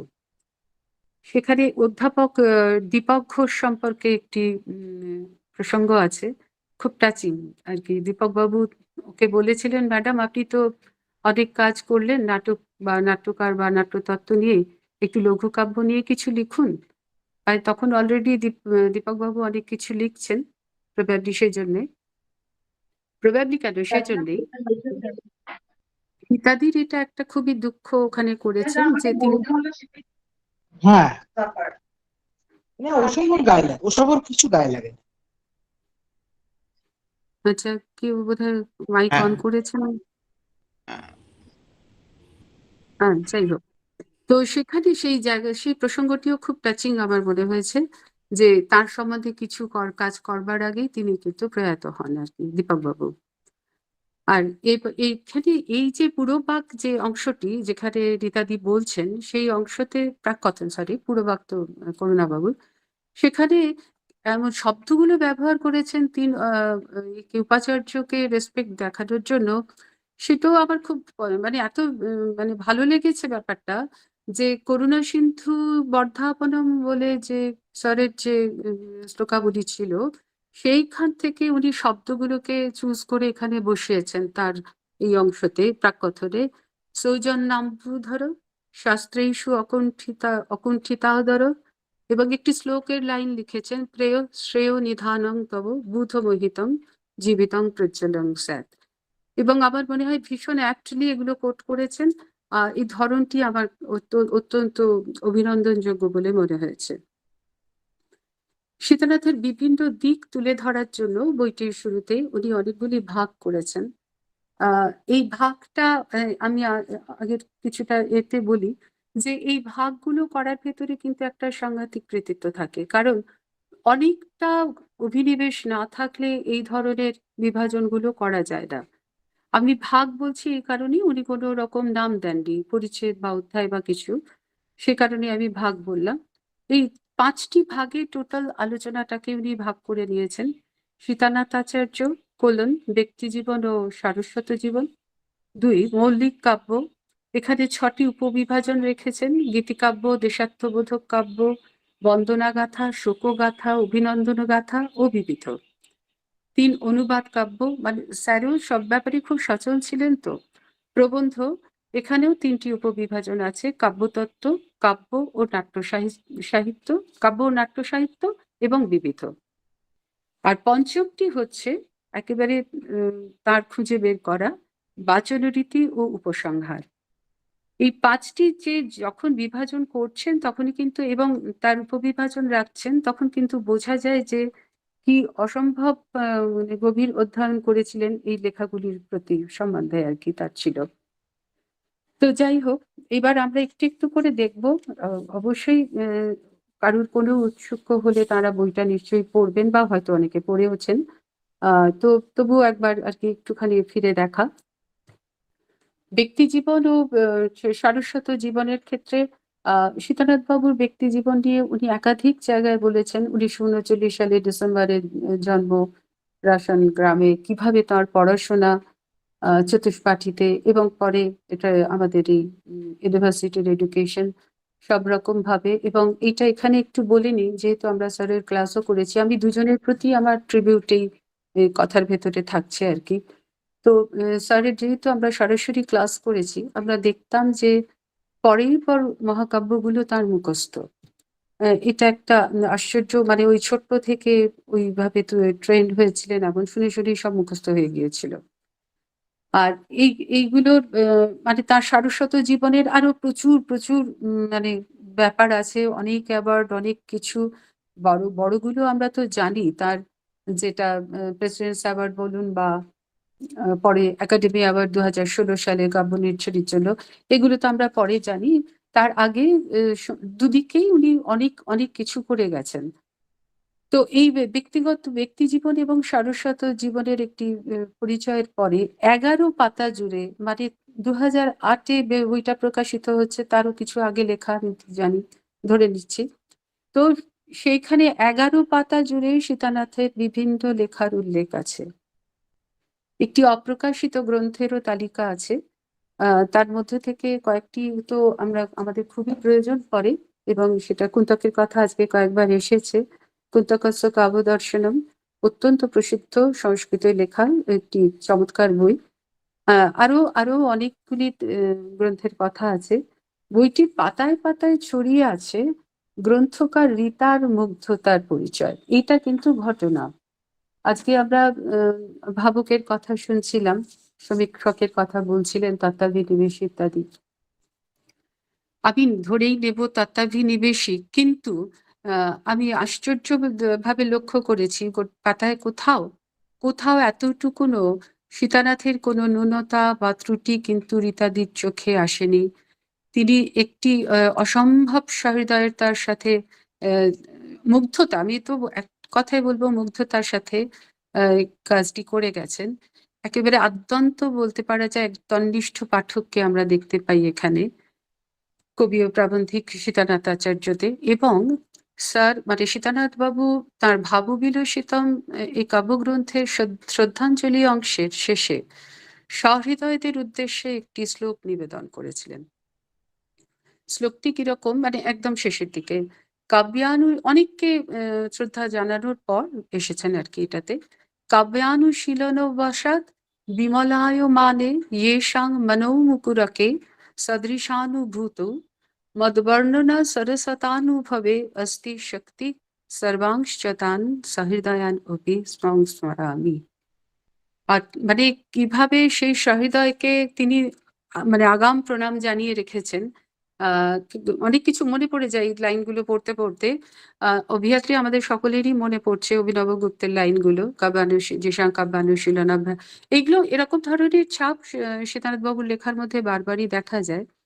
আর সেটিও যেমন মনে পড়ছে, তেমনি সত্যি তো অনাগত সেই যে সহৃদয় যার অপেক্ষা করছেন কবি, আবার তো মনে হয় সেটি সার্থক হয়েছিল বোধহয় এই রীতাদির। তার সেই অভিপ্রেত সহৃদয়তা অনিবার্যভাবে মূর্ত হয়ে উঠেছে রীতা চট্টোপাধ্যায়ের কলমে। এটা আমি বলতে বাধ্য এই বইটাই পড়ার পর। এবং বোধহয় স্যারের সেই যে আগাম যে স্মরণ করা, সেটি খুব সার্থক হয়েছে রীতাদির হাতে আসার পর। চলে আসছি রীতাদির আলোচনার মুন্সিয়ানায়, মানে বইটার ভেতরে একদম। মৌলিক কাব্যের মধ্যে উনি যেগুলো আলোচনা করেছেন, আগে সেটা বলে নিই। শিশু যুব দুর্দৈব বিলসিতম বুদ্ধ স্বয়মান মহারুদ্র সজ্জীভবতী তাণ্ডবে বিষাণবদ্যে বদ শিল্প সংস্কৃতি নাগম ধরণী প্রান্তে কাতবং শুভে, এগুলি নিয়ে তিনি আলোচনা করেছেন। এগুলোর অনেক কথাই অনেক আলোচিত হয়েছে, বিশেষ করে শিশু যুব দুর্দৈব বিলসিতম। এটি তো একটি মানে খুবই বিখ্যাত হয়ে গেছে। আর এই আলোচনার শুরুতে রীতা তিন পাতার একটি সুন্দর প্রস্তাবনা লিখেছেন। আমি সেটা একটুখানি বলে নিই। সেখানে বলছেন মানে আসলে আধুনিক সমস্যা, নদিয়া জেলার সেই ঘটনাটা ঘটেছিল পোলিওর ভ্যাকসিন দেবার পর। তো বলছেন, ওখানে প্রশ্ন তুলছেন রীতা যে আধুনিক কথাটি তো এসেছে অধুনা থেকে। অধুনা মানে এখন। তার এই এখন মানে তাহলে কখন? 1947-এ যেটা এখন ছিল, 2007-এ সেটা এখন নয়। আবার এমন অনেক সমস্যা আছে যা চিরকালেরই, অর্থাৎ চির আধুনিক। তো সেই সব বিষয় নিয়ে সংস্কৃত কবি সাহিত্যিকরা নিরন্তর লিখে চলেছেন। আমরা জানি উনি এত খবর রাখতেন, লিখে চলেছেন। ভারতবর্ষের বিভিন্ন কবির নাম এই প্রসঙ্গে অনেক, বিরাট একটা লিস্ট আছে, অনেকের কথা বলেছেন। এই প্রস্তাবনা শেষে এসে বলছেন, সংস্কৃত কবি চিন্তাহরণ চক্রবর্তী তার আধুনিক সংস্কৃত সাহিত্য বিষয়ক একটি প্রবন্ধে, বইটির নাম হচ্ছে ভাষা ও সংস্কৃতি, তখন প্রবন্ধাকারে ছিল, পরে বইতে এসছে, এই যুগে কাব্য ও নাটক লিখিয়া অনেকে পণ্ডিত সমাজে প্রতিষ্ঠা অর্জন করিয়াছেন। ইহাদের মধ্যে শান্তিপুরের রামনাথ তর্করত্ন, নবদ্বীপের অজিতনাথ ন্যায়রত্ন, ভাটপাড়ার পঞ্চানন তর্করত্ন, পাবনার অধ্যাপক হেমচন্দ্র রায় কবিভূষণ, কোটালীপাড়ার শ্রীযুক্ত হরিদাস সিদ্ধান্ত বাগীশ ও শ্রীযুক্ত কালীপদ তর্কাচার্যের নাম উল্লেখযোগ্য। এই পর্যন্ত কোট করে রীতা বলছেন, এই প্রবন্ধ প্রথম প্রকাশিত হয় মাসিক বসুমতীতে 1361, অর্থাৎ ইংরেজি 1954 সালে। সেই সময় সীতানাথ নিতান্তই কিশোর। নতুবা উক্ত প্রবন্ধে স্বর্ণাক্ষরে লেখা থাকত মেদিনীপুরের সীতানাথ আচার্যের নাম। এই এক একটা জায়গা বুঝিয়ে দেয় যে এই কবি প্রাবন্ধিকের প্রতি গ্রন্থকারের কতখানি শ্রদ্ধা ও সম্মান। শিশু যুব দুর্দৈব বিলসিত প্রসঙ্গে আসি। 107টি শ্লোকে রচিত। এটি এখন একটি ইউনিভার্সিটিতে পাঠ্যক্রমে এসে গেছে, তার কিছু নির্বাচিত অংশ। কবি নিজেই বলে গেছেন সমাজাশ্রিত গীতিকাব্য। রীতা এই কাব্যের সৃষ্টির সঙ্গে তুলনা করছেন রামায়ণের। বলছেন, শিশু মৃত্যু বিয়োগত্থ শোক শ্লোকোত্তম আগত। আমরা জানি আদিকবি বাল্মীকি পঞ্চদন্ত বিয়োগত্থ শোক শ্লোকোত্তম আগত, সেটিকে কি চমৎকার ভাবে এখানে নিয়ে আসলেন। এবং এটাই ঘটনা ঘটেছিল সেই মানে সাংঘাতিক একটা মানে দুর্জয় একটা ঘটনার পর, বিপাকের পর, অ্যাক্সিডেন্টের পর সীতানাথের কলমে এই লেখাটি উঠে এসেছিল আর কি। তো যাই হোক, রূপান্তরিত হয়ে গেছে, মানে শিশু মৃত্যুজনিত শক্তি শ্লোকে রূপান্তরিত হয়ে গেছে। এই কাব্যে সমাজের বিভিন্ন অবক্ষয় যেমন এসেছে, তেমনই এসেছে বিভিন্ন পুরাণের উপাখ্যান। আমি রীতাকে কোট করছি এগুলো। তিনি জানাচ্ছেন, সীতানাথের ছন্দ প্রয়োগ প্রায় রেফারেন্সের পর্যায়ে চলে গেছে। এটা কিন্তু বোধহয় একদম সত্যি কথা। হ্যাঁ, যারা এগুলো নিয়ে গবেষণা করেন তারা আরো ভালো বলতে পারবেন। এই কাব্যে ১৩টি ছন্দের সাবলীল প্রয়োগ আছে। নামগুলো at a glance মনেই বলাই যায়। শ্রগধরা, মন্দাক্রান্তা, ইন্দ্রবজ্রা, উপেন্দ্রবজ্রা, উপজাতি, অনুষ্টুপ, বসন্ত তিলক, মালিনী, বংশস্তবীর, প্রচুর। তো এই যে এতগুলো ছন্দ আছে এবং রীতা একজন কাব্যতত্ত্বের অধ্যাপিকা হিসেবে, গবেষিকা হিসেবে সাথে সাথে দেখাচ্ছেন। ক্ষেমেন্দ্র বলেছেন সমাসৈর লঘুবৃত্তানাম অসমাসৈর মহীয়সাম শোভা ভবতি ভব্যানাম উপযোগ বশেন বা। অর্থাৎ স্বল্পাক্ষর বিশিষ্ট বৃত্তের ক্ষেত্রে সমাসবদ্ধ পদ বেশি থাকুক এটা কাঙ্ক্ষিত নয়। স্বল্পাক্ষর বিশিষ্ট ক্ষেত্রে থাকতে পারে, কিন্তু বৃহৎ আকারের ক্ষেত্রে এটা থাকবে না, কারণ তাহলে শোভা বর্ধন করবে না, বরঞ্চ হানি ঘটবে আর কি। একটি শ্লোকের সার্থক প্রয়োগ দেখিয়েছেন রীতা। কশ্চিৎ দোষান বদতি নিতরাং সর্বকারীয় প্রবৃত্তে, মন্দাক্রান্তায় বাধা। এই শ্লোকটা দেখিয়ে বলছেন সত্যি তাই, একদমই প্রায় সমাসবদ্ধ পদ নেই, দুটি ছোট ছোট সমাসবদ্ধ পদ আছে। তো এটা ১৯ সংখ্যক শ্লোক। মানে খুব মানে এতটাই তার প্রবেশ ছিল গ্রন্থটির মধ্যে যে এরকম ধরনের উদাহরণগুলো তুলে নিয়ে এসে দেখিয়েছেন। ছন্দের কথা যখন এলো, একটা মজার কথা বলি। এই কাব্যেরই ৩০ নম্বর শ্লোকটাতে কিন্তু ছন্দের একটু গোলমাল হয়ে গেছে। মানে একটা শব্দ একটা জায়গায় এসে ওটা মানে শেষেরটা আর কি লঘু হতো, ওটা কিন্তু গুরু হয়ে গেছে। এটা ৩০ নম্বরে। এখন এইটি হবার ফলে ছন্দটা হয়নি, ছন্দটা গোলমাল হয়ে গেছে, মানে একটা পাদে আর কি। তো আমি স্যারকে সেটা বলেছিলাম, স্যার এই ৩০ নম্বর। তো এত চমৎকার তার রেসপন্স, আমাকে বললেন কি পেয়েছো তো ভুল, ঠিক আছে ব্যাস বলে ওইখানেই থেপে গেলেন। তো জানা কথাই যে বই পাবলিশড এবং ওইটা নিয়ে উনি আর মাথা ঘামাননি। তো এটা একটা ছোট্ট একটা মজার কথা বললাম। আর তার ছন্দ প্রয়োগ নিয়ে শুভ্রজিতের একটি লেখা চোখে পড়েছে এতে, পরিষদ পত্রিকায়। আর যেটি খুবই বলার মতন, আমার খুব ভালো লেগেছে, অধ্যাপক অরুণ কুমার মণ্ডলের একটি কলাপক, মানে ওই কাব্যটার প্রথম যে কলাপক, সেই কলাপকের অর্থাৎ মানে ৪টি শ্লোকের অলংকার বিচার করেছেন অত্যন্ত নৈপুণ্যের সঙ্গে, পুঙ্খানুপুঙ্খভাবে। যদিও খুব ছোট আর্টিকেল, কিন্তু আমার মনে হয়েছে এটি খুব আমাদের সকলের পড়ার মতন ব্যাপার। অনেকদিন আগের লেখা, আমি খুঁজে পেয়েছি বলে বললাম। যাই হোক, চলে আসছি অন্য কাব্যের কথায়। বুদ্ধ স্ময়মান। বুদ্ধ পূর্ণিমা তিথিতে ভারতীয় বৈজ্ঞানিকরা পরীক্ষামূলক পারমাণবিক বিস্ফোরণ ঘটালেন পোখরানে। প্রজেক্টের নাম দিলেন বুদ্ধ স্মাইলস। এই কোড নেমের ইতিহাসটি জানাতেও রীতা ভোলেননি, মানে সেই ইন্দিরা গান্ধীর সময় থেকে যে ব্যাপারটা চলে আসছিল সেগুলো খুব সুন্দরভাবে জানিয়ে দিয়েছেন। ওর এই বিশ্লেষণগুলো, লেখাগুলো, তার মানে ইন্ট্রোডাকশন গুলো, এক একটা আলোচনার মানে প্রত্যেকটা আমার মনে হয়েছে ভীষণভাবে গ্রহণীয় আর কি। আর সেগুলো আমাদেরকে খুব এনরিচ করে।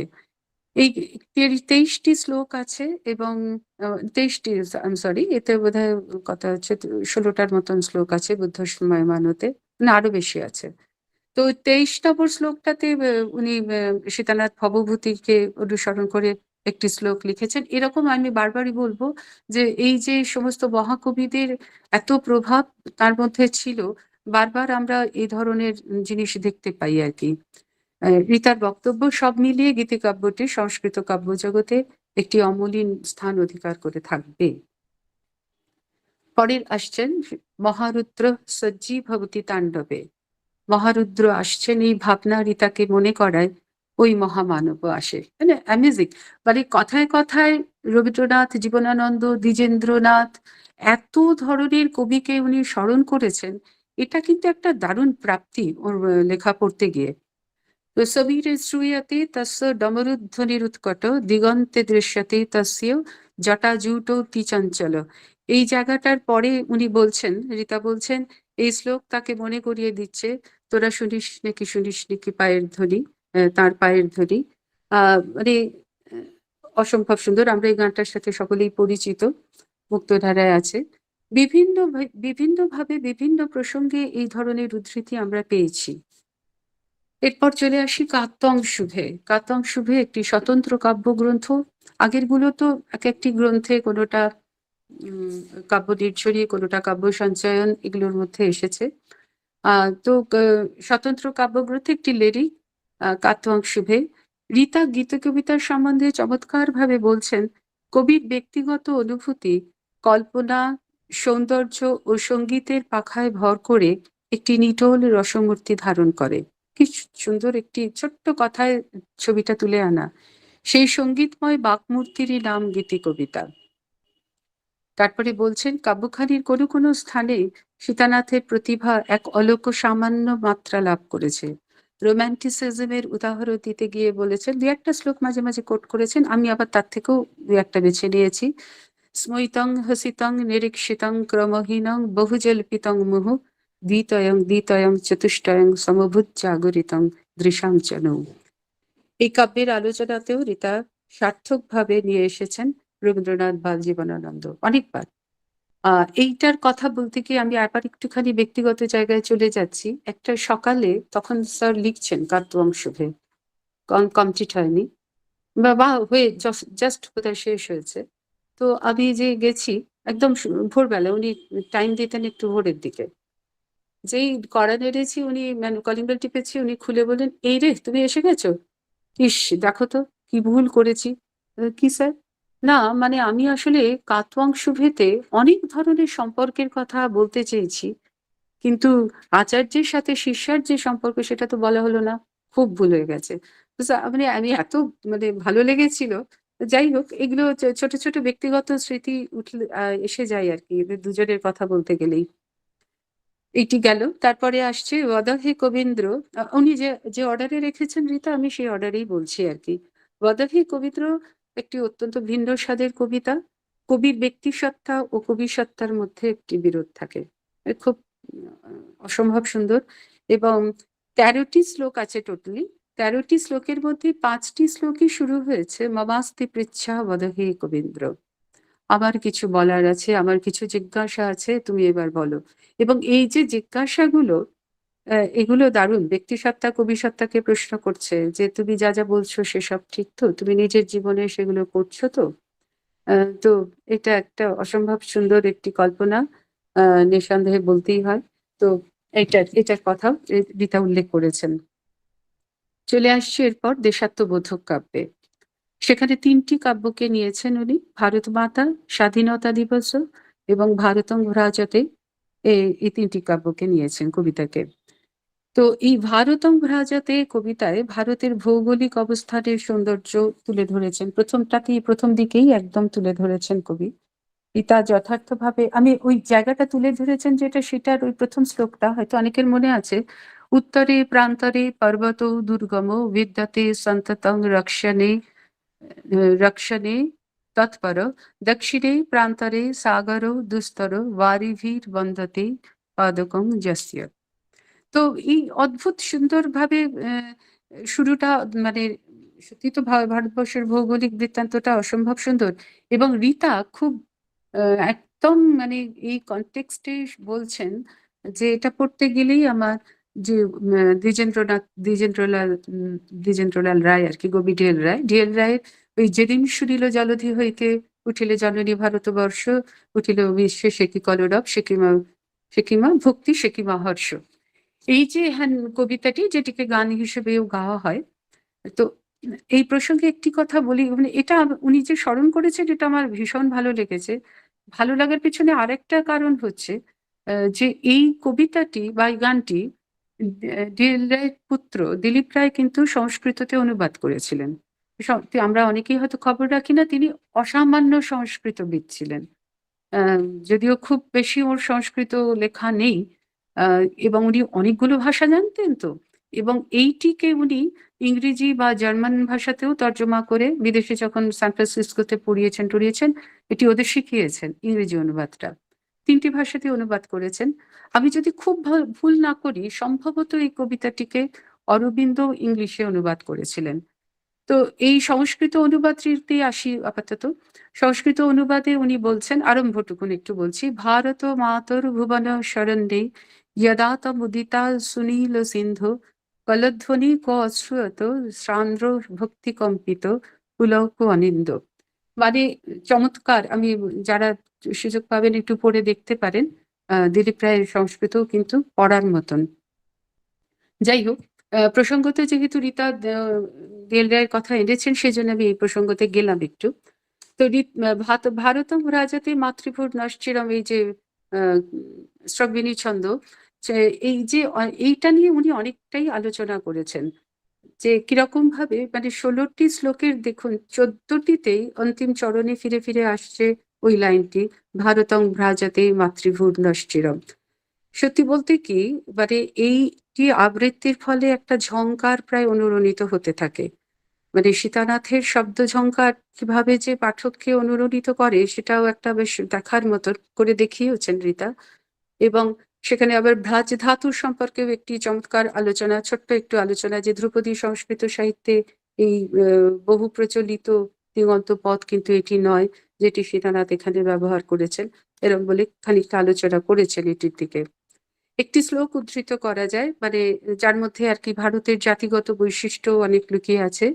ধর্মতো জাতিতো ওয়েশতো বাক্যতো ভিন্নতা দৃশ্যতে যা চ সা বাচ্চিকি অন্তরেই ভিন্নতা, মানে অভিন্নতা আর কি, অন্তরেই ভিন্নতা সুস্থিতা যত্র তৎ ভারতং ভ্রাজতে মাতৃভূর নশ্চিরম।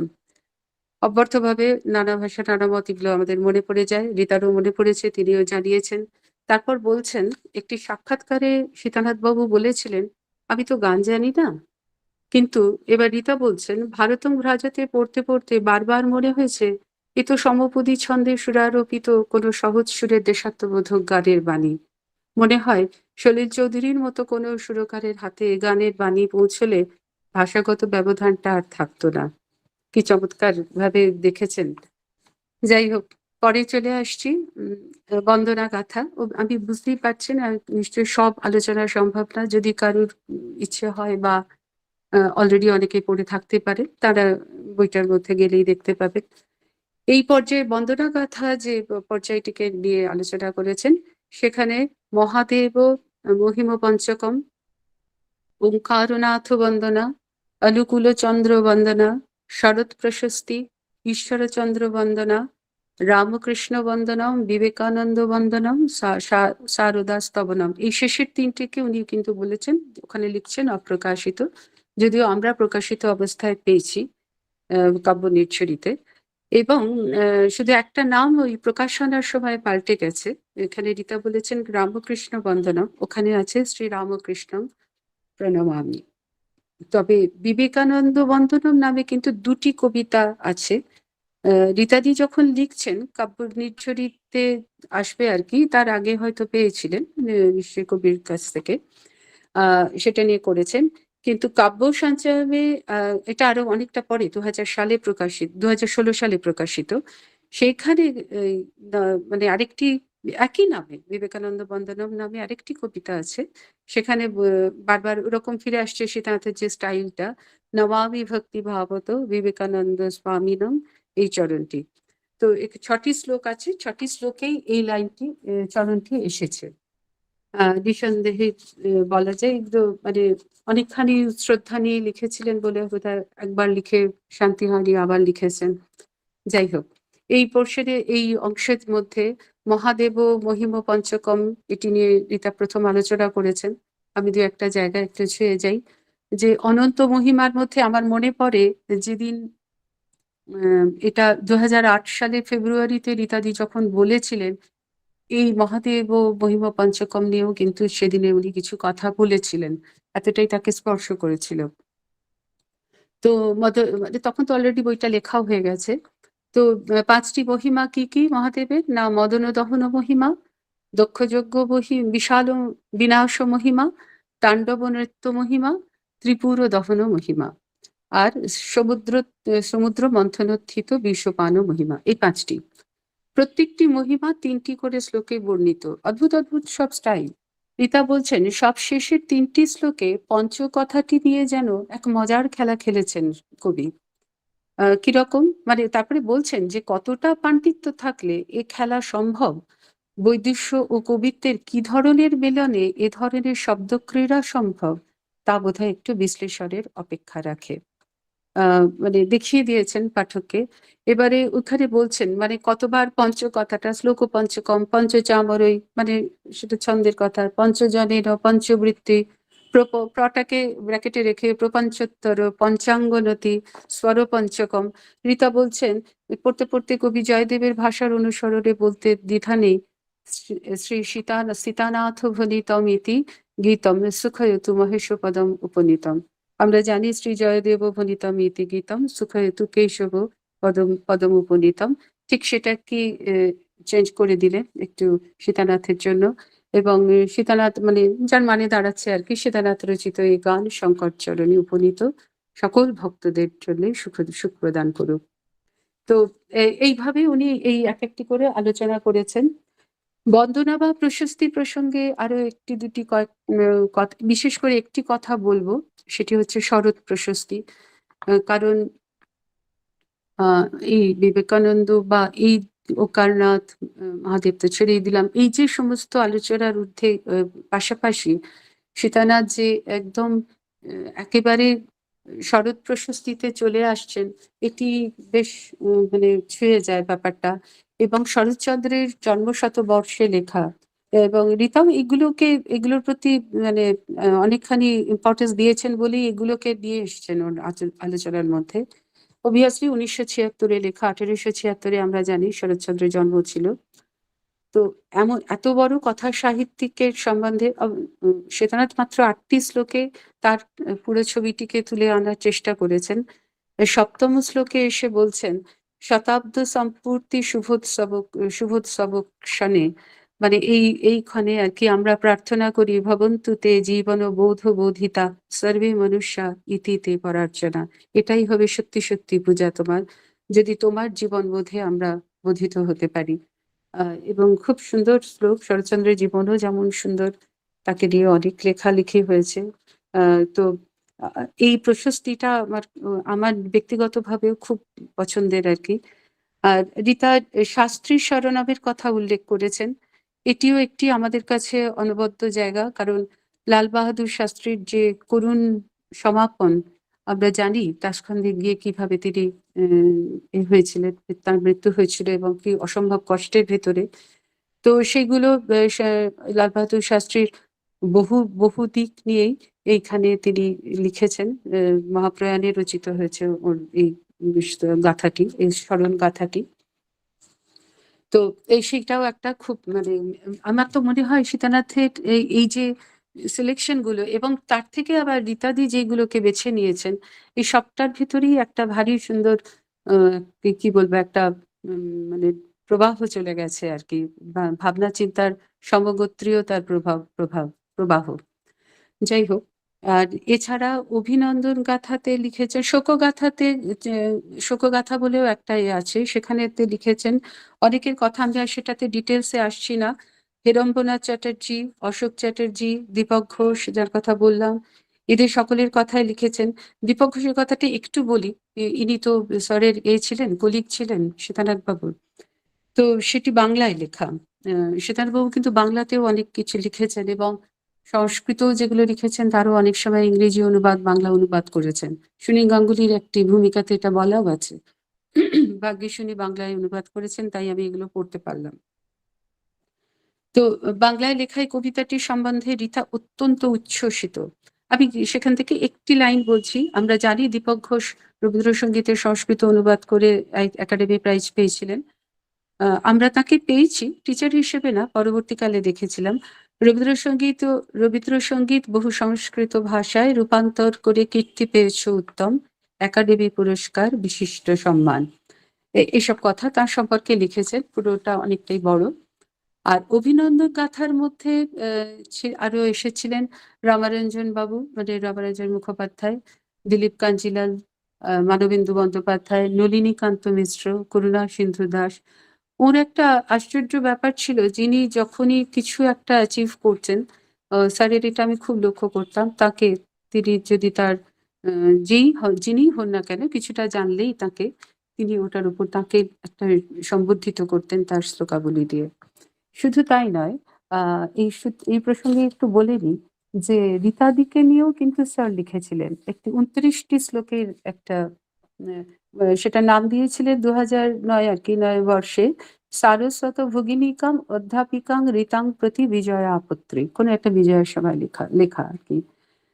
তার একটি শ্লোকে বলছেন, বুঝতে পারছেন 29টি শ্লোক, কাব্যমীমাংসিতে মার্কে বিচার চতুরা বিচার চতুরা মতি अस्ति ते दुर्लभा लोके বিফলং ন কুরুষ্বতাম।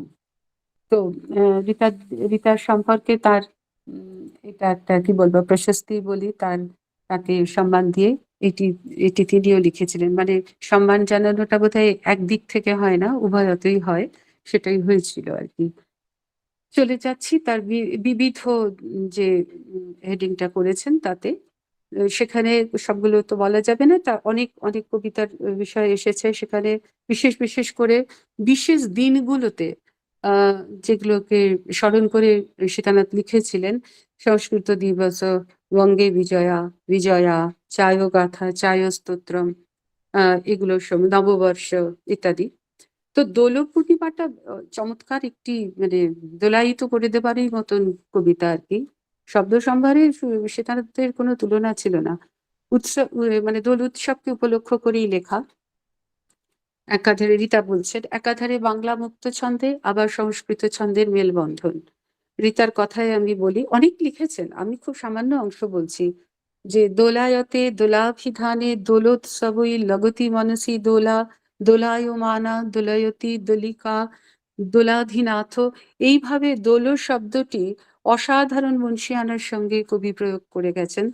আর সেই রবীন্দ্রনাথের ভাষায় বলতে হয়, লাগিল দোল জলের স্থলে, লাগিল দোল বনে বনে আর কি। তো এইরকম। তা কাব্যের আলোচনা যতই করি না কেন প্রায় শেষ হবার নয়। এত ধরনের বিষয়ে রীতা আলোচনা করেছেন এবং এতগুলি দিক তিনি দেখিয়েছেন। এই বই পড়লে সীতানাথের কাব্যে অবগাহনের ইচ্ছা অবশ্যম্ভাবী।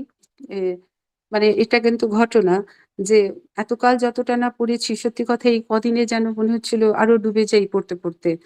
সীতানাথের প্রবন্ধ চলেছে নানা দিকে। তিনি তো একজন অত্যন্ত বিদ্বান মানুষ ছিলেন।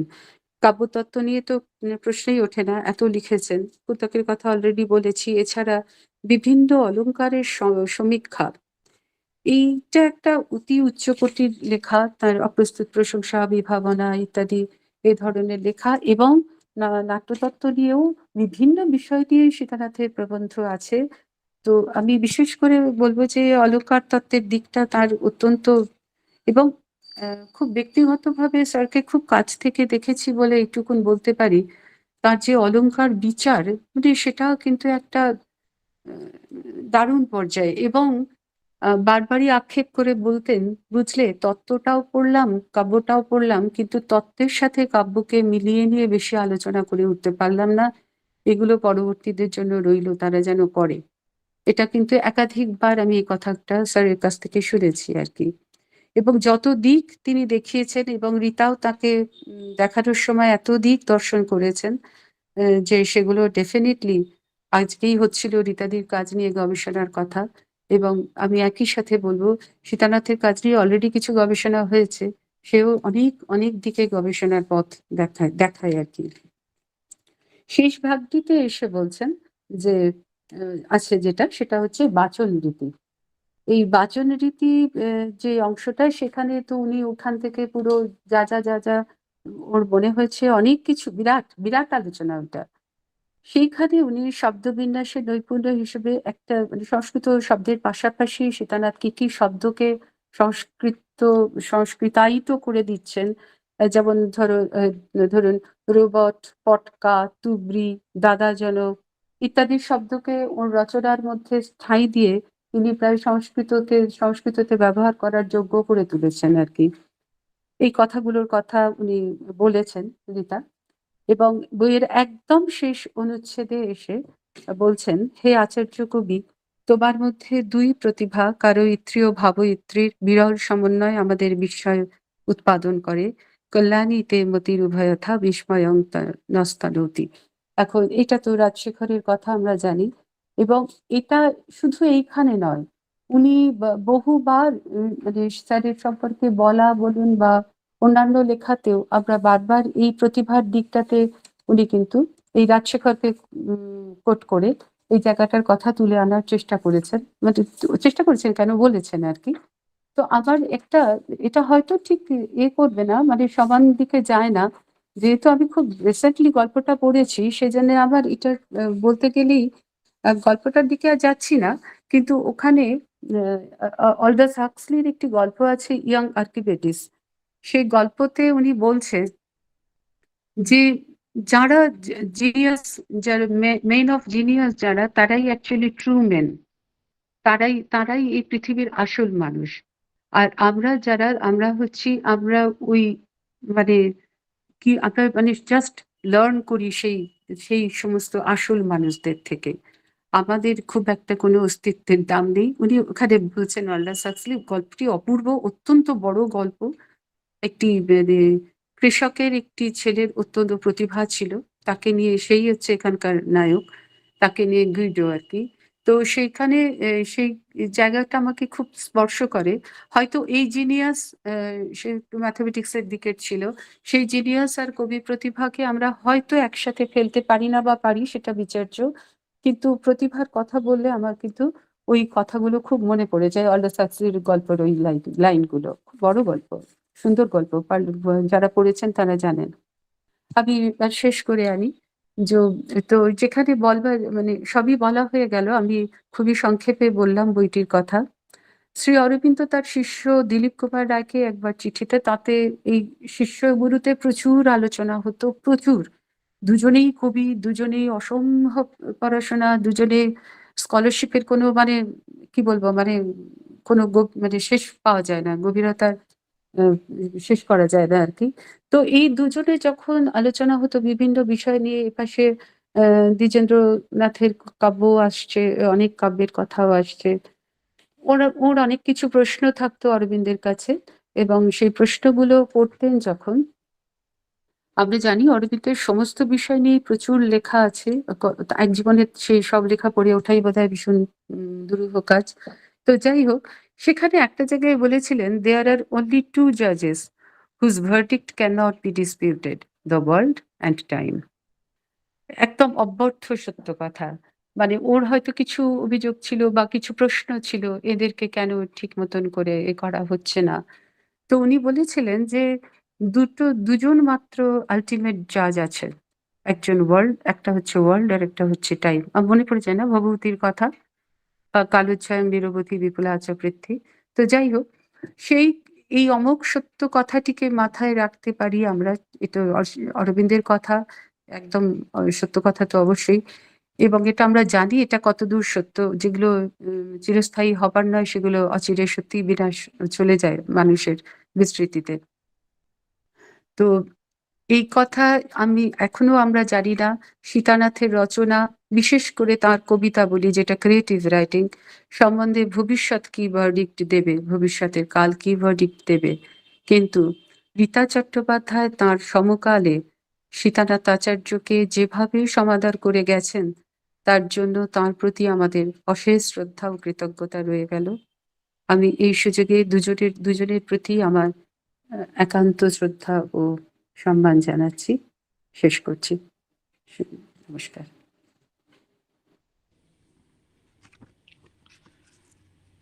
ম্যাডামকে অসংখ্য ধন্যবাদ। ম্যাডাম শোনা যাচ্ছে তো? হ্যাঁ, শোনা যাচ্ছে। হ্যাঁ, ম্যাডামকে অসংখ্য ধন্যবাদ জানাচ্ছি পুনরায়। অত্যন্ত মুন্সিয়ানার সঙ্গে ম্যাডাম শীতনাথ বাবু এবং রীতা ম্যাডাম দুজনকেই, রীতা চট্টোপাধ্যায় দুজনকেই অত্যন্ত সুন্দরভাবে তার ট্রিবিউট দিয়েছেন, তার হোমেজ ব্যক্ত করেছেন, এবং অত্যন্ত পুঙ্খানুপুঙ্খভাবে প্রথম যে বক্তা ছিলেন আমাদের প্রফেসর রাধাবল্লভ ত্রিপাঠীজি, উনি যেমন সুন্দরভাবে ওনার সঙ্গে যে সম্পর্ক এবং উনি কিভাবে দেখতেন, ওনাদের দুজনের অ্যাসোসিয়েশন কিরকম ছিল সেগুলো সম্পর্কে ব্যাখ্যা করলেন। দ্বিতীয় বক্তা আমাদের ছিলেন প্রফেসর অরুণ রঞ্জন মিশ্র স্যার, তিনি ম্যাডামের লেখার রিসার্চ মেথোডোলজি কিরকম ছিল সেই নিয়ে ব্যাখ্যা করলেন। এবং লাস্টে এসে আমরা ইন্দিরা ম্যাডামের কাছ থেকে অত্যন্ত সুন্দরভাবে ম্যাডামের স্যার, অর্থাৎ ইন্দিরা ম্যাডামের স্যার প্রফেসর শীতনাথ আচার্য স্যার, আমারও টিচার উনি সৌভাগ্যক্রমে, এবং ম্যাডাম আমাদের রীতা ম্যাডাম, ম্যাডাম কিভাবে দেখেছেন স্যারকে এবং স্যারের প্রতিটা রচনা যে যে কাব্যগুলি রয়েছে, যেমন মৌলিক কাব্যগুলি যেগুলি রয়েছে, আমরা যেগুলো পাঠ্য হিসাবেও পড়েছি, ম্যাডামের জন্যই পড়েছি, ম্যাডামের জন্যই আমাদের সিলেবাসের মধ্যে পোস্ট গ্রাজুয়েশনে এম তে এই পেপারটি এসেছিল মডার্ন সংস্কৃত লিটারেচার, এবং সেখানে আমরা কাতকম শুভে পড়েছি স্যারের মানে শীতনাথ বাবুর, এবং শিশু ইউব দুর্দৈব বিলসিতম পড়েছি, এবং ম্যাডামই পড়াতেন। অসাধারণ ভাবে আমরা দুটি কাব্যকে দেখেছি, পড়েছি, তার সঙ্গে সঙ্গে জেনেছি বুদ্ধ স্ময়মানর কথা এলো, এবং স্যারের যে অসাধারণ অনুবাদ শৈলী সেই বিষয়েও ম্যাডাম বারবার আমাদের বলেছেন, আমরা পড়িয়েছেন, এবং সেগুলি আজ ইন্দিরা ম্যাডামের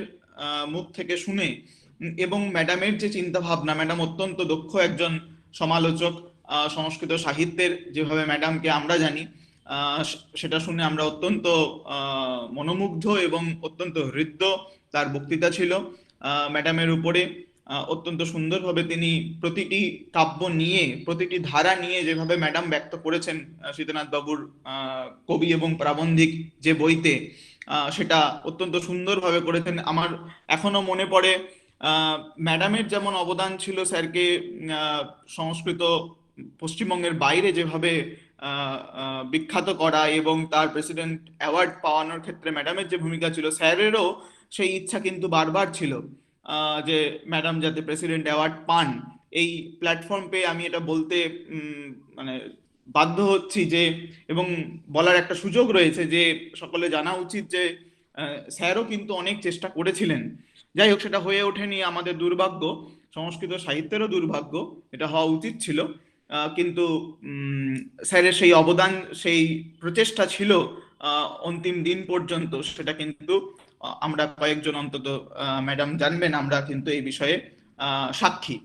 যাই হোক, আমরা আজ তিনটি অত্যন্ত অত্যন্ত হৃদ্য, অত্যন্ত ঋদ্ধ তিনটি বক্তৃতা আজ শুনলাম, তিনটি লেকচার আজকে এখানে অনুষ্ঠিত হলো। খুব সুন্দর বলেছেন। হ্যাঁ, থ্যাংক ইউ। ইন্দিরা ম্যাম খুব সুন্দর বলেছেন, আমি আমূল চুল শুনলাম, খুব সুন্দর হয়েছে। হ্যাঁ হ্যাঁ, আপনারটা শুনে থেকে তো আমি তো তার আগে রাধাবল্লভজি এবং তারপর আপনি বলার পর তো আমি রীতিমতো নার্ভাস ফিল করছিলাম বলতে। না না না না, আপনি এত সব থেকে ভালো ভালো বলেছেন। সরল সাবলীল করে সুন্দর করে বললেন, সুন্দর হয়েছে। Thank you Thank so you. Much, thank you. আমি অনুরোধ করব যে যদি এখানে যারা পার্টিসিপেন্টস আছে, এখানে আমি দেখতে পাচ্ছি অনেক কলেজ ইউনিভার্সিটির স্যার ম্যাডামরা রয়েছেন, অনেক রিসার্চ স্কলার রয়েছেন, এবং এখন যদিও সংখ্যাটা কমে এসছে, কিন্তু 100-র বেশি ছিল একটা সময়ে প্রথম দিকে, যারা এখানে আমাদের সহৃদয় বন্ধুরা রয়েছেন, যারা ছাত্রছাত্রীরা রয়েছেন, যদি কিছু জানতে চান আপনারা, যদি কিছু প্রশ্ন থাকে আপনাদের, যদি কিছু জিজ্ঞাসা থাকে আপনাদের, আপনারা কিন্তু এখানে বলতে পারেন। আমাদের কিছুটা সময় এখনো রয়েছে, আমরা সেই নিয়ে আলোচনা করতে পারি।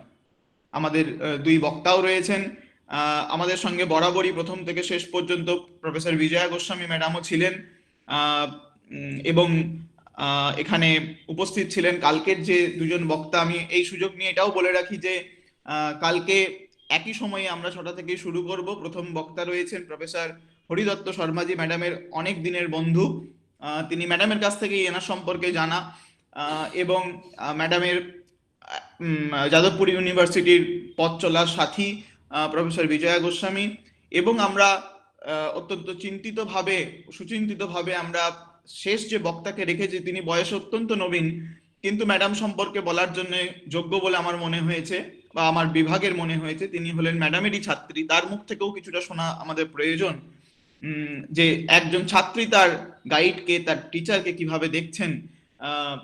ডক্টর মাধুরী ঘোষ, তিনি সদ্য ম্যাডামের অন্তিম স্কলার, একদম শেষে ম্যাডামের কাছ থেকে অ্যাওয়ার্ড পেয়েছেন ডক্টর মাধুরী ঘোষ, তিনিও উপস্থিত রয়েছেন।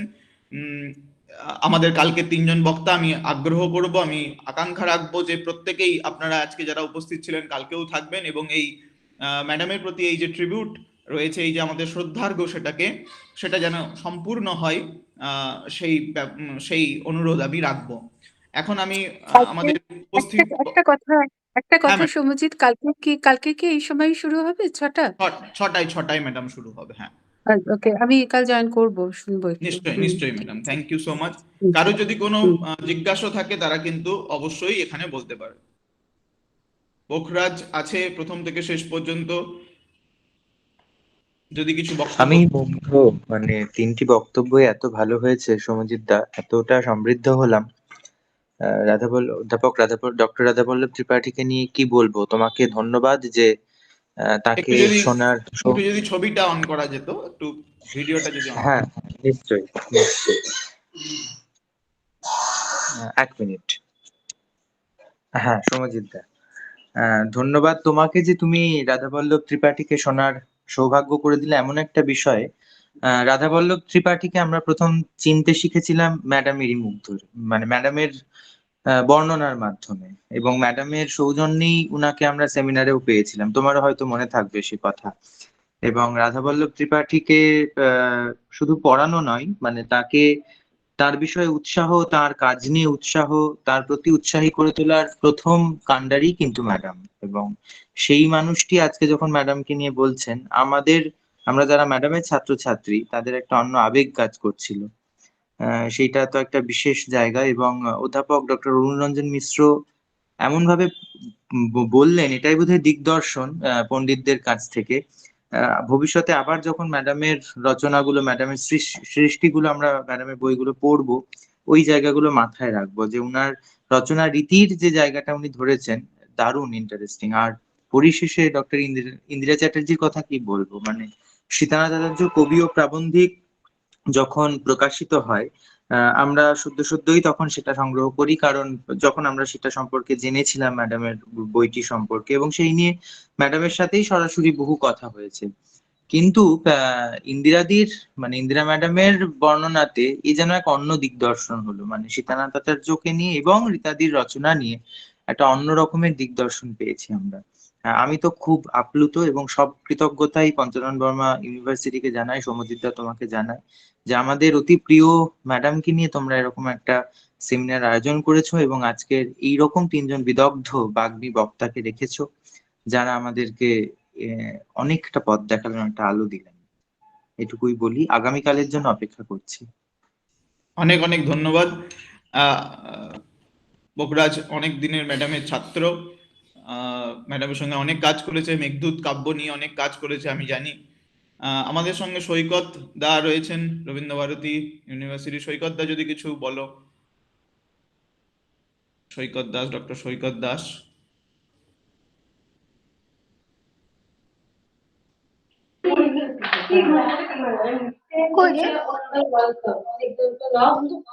প্রিয়াঙ্কা যদি একটু মিউট করো। হ্যাঁ, থ্যাংক ইউ।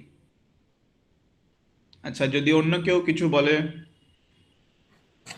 তার আগে আমি একটা কথা বলি সৌম্যজিৎ, পোখরাজের সাথে গলা মিলিয়ে, মানে হ্যাঁ, তোমাদের এইভাবে এই আইডিয়া এবং রীতাদিকে এইরকম একটা অসামান্য ট্রিবিউট দেওয়া, এর জন্য তোমাকে আমি আগেও বলেছি, তোমাকে আমার অভিনন্দন। তুমি এবং তোমার সহকর্মী যারা আছো এটার মধ্যে, সকলকে অত্যন্ত অভিনন্দন জানাই। মানে জানি না রীতাদি কোনো লোক থেকে এটা দেখছেন কিনা, বাট আমরা কিন্তু খুব কৃতজ্ঞ যে তোমরা এই ধরনের আয়োজন করেছো, এটাই জানাবার। এক্স্যাক্টলি ম্যাডাম, মানে এত তাড়াতাড়ি যে সৌম্যজিৎ দা এটা সম্ভব করলেন, মানে এইটাতে মানে কৃতজ্ঞতারও ভাষা নেই, এটা অন্য আনন্দ, অন্য আবেগ কাজ করছে। সৌম্যজিৎ দা এবং পঞ্চানন বর্মা ইউনিভার্সিটির সংস্কৃত বিভাগকে এর জন্য শত শত কুর্নি, শত শত প্রণাম। একদম একদম, এর থেকে ভালো ট্রিবিউট তো আর কিছু হতে পারে না, না? ঠিক। Thank you madam. এই সুযোগ নিয়ে একটা জিনিস বলার রয়েছে। এটা অনেক পরে হলো, এটা অনেক আগে হওয়ার কথা ছিল। আমাদের বিশ্ববিদ্যালয়তেই এই নিয়ে যারা জানে ইউনিভার্সিটির যে প্রসিজিওর রয়েছে, ডিপার্টমেন্টাল কমিটি করতে হয় মিটিং, ডিসিতে আমাদের আলোচনা হয়। ম্যাডাম থাকাকালীন সময়েই ম্যাডামকে তার আনপ্যারালাল কন্ট্রিবিউশনের জন্য লাইফ টাইম অ্যাচিভমেন্ট অ্যাওয়ার্ড দেওয়ার কথা ডিপার্টমেন্টেই হয়, এবং সেটা পাসও হয় ডিপার্টমেন্টের কমিটির থেকে। কিন্তু কোনো টেকনিক্যাল কারণের জন্য সেটা সম্ভবপর হয়ে ওঠেনি। ম্যাডামের জীবদ্দশাতে বিশ্ববিদ্যালয়ের কিছু টেকনিক্যাল কিছু ইস্যুস ছিল, সেই নিয়ে করে উঠতে পারিনি। এটা অনেকদিন আগেই হওয়ার কথা ছিল, এই পরিকল্পনা, এই পরিভাবনা অনেকদিন আগেই ছিল আমাদের, কিন্তু সেটা হয়ে ওঠেনি। ম্যাডাম চলে গেলেন, তারপরে যাদবপুর বিশ্ববিদ্যালয় অত্যন্ত সুন্দরভাবে ম্যাডামের স্মৃতিচারণা করেছেন, আমরা সেখানে উপস্থিত ছিলাম। সেই তখন থেকেই আমার মনে একটা বাসনা ছিল যে এরকম একটা করা উচিত, এবং সবার প্রথমেই যাদের কথা মাথায় এসছে তারাই এখানে রয়েছে। এই রিসোর্স পার্সনদের যে লিস্ট আপনারা ব্রশিয়ারে দেখেছেন, যাদের কথা আমার মাথায় এসছে তারাই এখানে রয়েছেন। শুধু একজন নেই, তিনি তার কর্মব্যস্ততার জন্য আজকে উপস্থিত থাকতে পারলেন না। তিনি হলেন গৌহাটি বিশ্ববিদ্যালয়ের মুক্তা বিশ্বাস ম্যাডাম। তিনি কোনো কারণে, তার একটু ব্যক্তিগত কারণের জন্য তিনি প্রথমে রাজিও ছিলেন। প্রথম যে ডেটটা হয়েছিল 10-11 তারিখ, যে ডেটে আমরা করতে পারলাম না এটা, সেই ডেটে উনি বলতে পারতেন, কিন্তু তিনি আজকে একটু ব্যস্ত আছেন বলে বলতে পারলেন না। এবং দ্বিতীয়, তারপরে আমাদের আরেকজন স্পিকারের কথাও মাথায় এসেছিল, কিন্তু তিনিও তার কর্মব্যস্ততার জন্য আসতে পারলেন না। কিন্তু যাই হোক, আমরা আজকে এই এই প্রোগ্রামটি অত্যন্ত সুন্দরভাবে আজকে প্রথম দিন আমরা করতে পারলাম। আমার অত্যন্ত আনন্দের আজকের দিনটি। এবং ম্যাডাম নিশ্চয়ই দেখছেন, যেখান থেকেই আছেন উনি দেখছেন, আমাদেরকে আশীর্বাদ করবেন। আমি অন্তিমে বেশি টাইম নেব না। আর যদি কিছু বল সুজিত, আমাদের সুজিত ভাই রয়েছে ম্যাডামের শেষ দিন পর্যন্ত, এবং এখনো ম্যাডামের কনভার্জেন্স যে সংস্থা রয়েছে তার সঙ্গে ও যুক্ত রয়েছে। সুজিত যদি কিছু বলিস। সুজিত মাইতি, ডক্টর সুজিত মাইতি। সুজিত আছে? আমি খেয়াল করিনি। সৈকত লিখলো, আনমিউট হ্যাঁ, করতে সৈকত পারছে না। লিখেছে, সৈকতদা আচ্ছা, হ্যাঁ, লিখেছে। বলো। হ্যাঁ ম্যাম, আছি আমি। Thank you. হ্যাঁ, হ্যাঁ, বলো সুজিত বলো, কিছু একটু বলতে বলো। বলো। হ্যাঁ, ম্যাডামের সাথে আমার পরিচয় তো পুরোটাই সৌম্যজিৎদা জানে। আমার 2021 সাল সেপ্টেম্বর মাসে ম্যাডামের কাছে আমি প্রথম ম্যাডামের একাডেমিক অ্যাসিস্ট্যান্ট হিসেবে কাজে যুক্ত হই। এটা একটা বড় ইতিহাস যে যুক্ত হওয়ার পিছনে সৌম্যজিৎদা, বিবেকদা, এদের অবদান তো আছেই। তবে সবচেয়ে বড় কথা, ম্যাডামের কাছে থেকে একাডেমিক অ্যাসিস্ট্যান্ট কাজ করে আমি অনেক কিছু শিখেছি। আমার বিষয়টা ছিল, আমি পড়াশোনার বিষয় হচ্ছে আমার ব্যাকরণ, পাণিনীয় ব্যাকরণ। কিন্তু আধুনিক সাহিত্যের উপর, সংস্কৃত সাহিত্যের উপর তেমন আমার কোনো দক্ষতা ছিল না, বা পড়াশোনা আমি তেমন কিছু করিনি। কিন্তু ম্যাডামের কাছে এসে আমার একটা জিনিস, যে ম্যাডামের যে লাইব্রেরির বই, সেখানে দেখেছি আধুনিক সাহিত্যের বইয়ের ছড়াছড়ি। মানে প্রচুর বই আছে যেগুলো যারা মানে এখনকার আধুনিক সংস্কৃতি নিয়ে যারা গবেষণা করতে চাইছেন তাদের কাছে তো এই লাইব্রেরিটা খুব বড় মানে উপকার হয়ে দাঁড়াবে। যারা মানে আধুনিক সাহিত্যের কোনো বই নিয়ে পড়াশোনা বা গবেষণা করতে চাইছেন তাদেরকে কনভার্জেন্স লাইব্রেরিতে আসার জন্য মানে অনুরোধ করা হচ্ছে এক প্রকার, যে এসে এই বইগুলোর উপর কাজ করুন আপনারা। কারণ এই এমন কিছু বই আছে যেগুলোর অবস্থা খুবই খারাপ, যেগুলো এখন জেরক্স আকারে পড়ে আছে। ঠিক আছে। আর ম্যাডামের এই যে উদ্যোগ, এই কনভার্জেন্স উদ্যোগ, এটা নিশ্চয়ই সফল হবে। ম্যাডাম অনেক লাস্ট দিন পর্যন্ত হসপিটাল থেকে আমরা দেখেছি যে ম্যাডাম আমার হাত ধরে বলে গেছে যে কনভার্জেন্স যেন চলে আর যেন ঠিকঠাকভাবে চালিয়ে নিয়ে যাওয়া হয়। এই প্রতিষ্ঠানটা দুস্থদের জন্যই করা হয়েছে, এটা ম্যাডাম বলে গেছেন। যে যারা পড়াশোনা মানে এসে যেন বই ইস্যু করার কথা হয়নি তখনও, যে এসে এখানে বসে পড়াশোনা যাতে করতে পারে ছেলেমেয়েরা। কারণ এই বইগুলো তো অনেক ক্ষেত্রেই পাওয়া যায় না কোথায়, তাই জন্য মানে এসে পড়াটুকুন যেন পারে, মানে ছেলেমেয়েরা এসে যেন এখানে পড়তে পারে, সেই ব্যবস্থাটা ম্যাডাম করে দিয়ে গেছেন। দেখি ঠিক আছে। আপনারা যারা হচ্ছে পড়তে চাইছেন, আধুনিক সংস্কৃত সাহিত্য নিয়ে বা কাজ করতে চাইছেন, কনভার্জেন্স লাইব্রেরিতে আসবেন। এসে এখান থেকে আধুনিক সাহিত্যের অনেক বই আছে, আপনারা এই বইগুলোর উপর কাজ করুন, গবেষণা করুন। সপ্তাহে দুদিন খোলা হয়, প্রতি সপ্তাহে মঙ্গলবার আর বৃহস্পতিবার সকাল মানে 11:30 থেকে সন্ধ্যে মানে দুপুর 3:30 অবধি খোলা থাকে। অনেকেই আসে। মানে যেহেতু শুরু হয়েছে এই নভেম্বর মাস থেকেই শুরু হয়েছে লাইব্রেরিটা খোলা। এখানে আপনারা আসুন। ম্যাডামের যে উদ্যোগ বা যে চেষ্টা আধুনিক সংস্কৃতকে বাঁচিয়ে রাখার, সেটা নিশ্চয়ই আপনারাও সেই সফলতার দিকে এগিয়ে নিয়ে যাবেন। Thank you Sujit. আমি চাইছিলাম যে ম্যাডামের এই কনভার্জেন্স, যারা জানেন না এখনো, বিশেষত এদিকের যারা রয়েছে নর্থ বেঙ্গলের দিকে, অনেকেই হয়তো জানেন না, কিন্তু কাজ করছে আধুনিক সংস্কৃত সাহিত্য নিয়ে, তারা সবসময় পিডিএফ নির্ভর কাজ করছে বলেই আমার এখন মনে হয়। তারা যদি একটু মেন টেক্সট দেখে, তাহলে আমার মনে হয় তাদের কাজের উৎকর্ষতা আরো বাড়বে, যেটা ম্যাডাম বারবার আমাদের বলতেন। বইয়ের গন্ধ শোকাও এক প্রকারের আনন্দের, পুরনো বইয়ের স্পেসিফিক্যালি। আর আমাদের সংস্কৃত সাহিত্যে সেই অমূল্য ভান্ডার যে কটি বই রয়েছে, বেশিরভাগ বই বাঙালিদের প্রণীত যে সমস্ত আধুনিক সংস্কৃতের যে ইতিহাস, যে গ্রন্থগুলি, কাব্যগুলি রয়েছে, সংস্কৃত সাহিত্য পরিষদ এবং বঙ্গীয় সাহিত্য পরিষদ এবং ম্যাডামের ঘরেই রয়েছে, ওই কনভার্জেন্সের মধ্যেই পাওয়া যাবে। যদিও সেখানে অনুমতি নেই জেরক্স করার, কিন্তু বসে তো লেখা তো যাবে, এইটুকুই যথেষ্ট, রিসার্চের জন্য এইটুকু যথেষ্ট আমার মনে হয়। আমি আগ্রহ করব আমাদেরও যারা ছাত্রছাত্রী রয়েছে এবং যারা এখানে সুধীবৃন্দ রয়েছেন, যারা আধুনিক সংস্কৃতকে ভালোবাসেন এবং কাজ করেন, তারা কনভার্জেন্সে যাবেন। এবং এবং এই যে উদ্যোগ ম্যাডামের সুযোগ্যা কন্যা সৌমনেত্রা মুন্সি, ডক্টর সৌমিত্রা মুন্সি, উনি এগিয়ে নিয়ে যাচ্ছেন, উনিও এখানে ধন্যবাদের পাত্রী। ম্যাডাম দিদিকে অসংখ্য ধন্যবাদ জানাই এই প্ল্যাটফর্ম থেকে, তিনি যে ম্যাডামের এগিয়ে নিয়ে যাচ্ছেন। হ্যাঁ ম্যাডাম, ম্যাডাম কিছু বলছেন? না, আমি শোভনেত্রাটাতে বললাম একদম সত্যি কথা। ও যে এগিয়ে নিয়ে যাচ্ছে এবং তার সহযোগী হিসেবে সুজিত দেবদাস এরা কাজ করছে, এটা কিন্তু সত্যি সত্যি খুব ধন্যবাদের যোগ্য। নিশ্চয়ই, থ্যাংক ইউ। আর যদি কারো কিছু বক্তব্য থাকে, কেউ যদি কিছু বলতে চাও, অর্পিতা তুমি যদি কিছু বলতে চাও বলতে পারো, প্রথম থেকে আছে ও, দেখতে পাচ্ছি।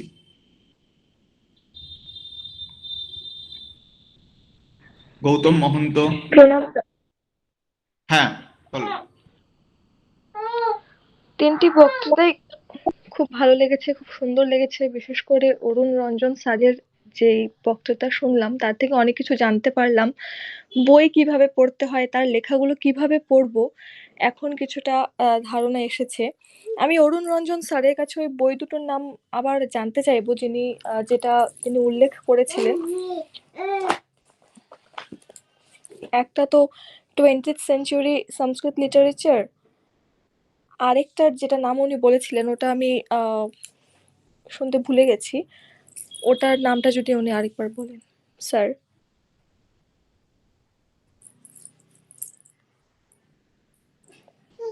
মডার্ন সংস্কৃত লিটারেচার আমি সাম দেখিয়ে দিচ্ছি অবজার্ভ। বই। হ্যাঁ স্যার, এটা আমি দেখিয়ে দিচ্ছি। এটা সেকেন্ড বই ছিল, 20th সেঞ্চুরি সংস্কৃত লিটারেচার। হ্যাঁ স্যার, আরেকটা দেখিয়েছিলেন সাম হ্যাঁ অবজারভেশন, হ্যাঁ, মডার্ন ওটাও সংস্কৃত লিটারেচার সাম অবজারভেশনস। ঠিক মডার্ন আছে। Sanskrit literature some observations. Thank you sir. Okay, thank you. আর অন্য দুটো বই তো প্রায় সবাই জানে, খুব মোটা মোটা বই দুটো লেখা আছে নারায়ণ দাসের। এটা সংস্কৃত সাহিত্যে পশ্চিমবঙ্গস্য অবদানম। তারপরে এইটা তো ডক্টর শুভ্রজিৎ সেন, খুব মোটা বই, ভারতবর্ষে আধুনিক সংস্কৃত সাহিত্যম বিহঙ্গম দৃষ্টিয়া পরিশীলনম। হ্যাঁ স্যার, ঠিক আছে। কাল মাধুরীদির বক্তৃতাটা শোনার অপেক্ষায় আছি, ওটা শুনলে আরো অনেক কিছু জানতে পারবো। নিশ্চয়ই, থ্যাংক ইউ স্যার এত সুযোগ করে দেওয়ার জন্য। Thank you so much. Soumyajit একটা কথা বলছি, হ্যাঁ হ্যাঁ হ্যাঁ যে ম্যাডামের বইয়ের লিস্ট কি আছে? হ্যাঁ লিস্টে একটা ম্যাডামের, আমার কাছে, আমরা তৈরি করেছি কনভার্জেন্সের তরফ থেকে, 28টা বই ম্যাডামের এ যাবৎ বেরিয়েছে। আচ্ছা আমি এই সুযোগ নিয়ে, আমি অর্পিতা একটু যদি কাইন্ডলি মিউট করো, থ্যাংক ইউ। আমি একটু এই সুযোগ নিয়ে কয়েকটা বইয়ের ম্যাডামের লিস্ট যেটুকু আমি বানিয়েছি আমি করার একটু দেখাচ্ছি।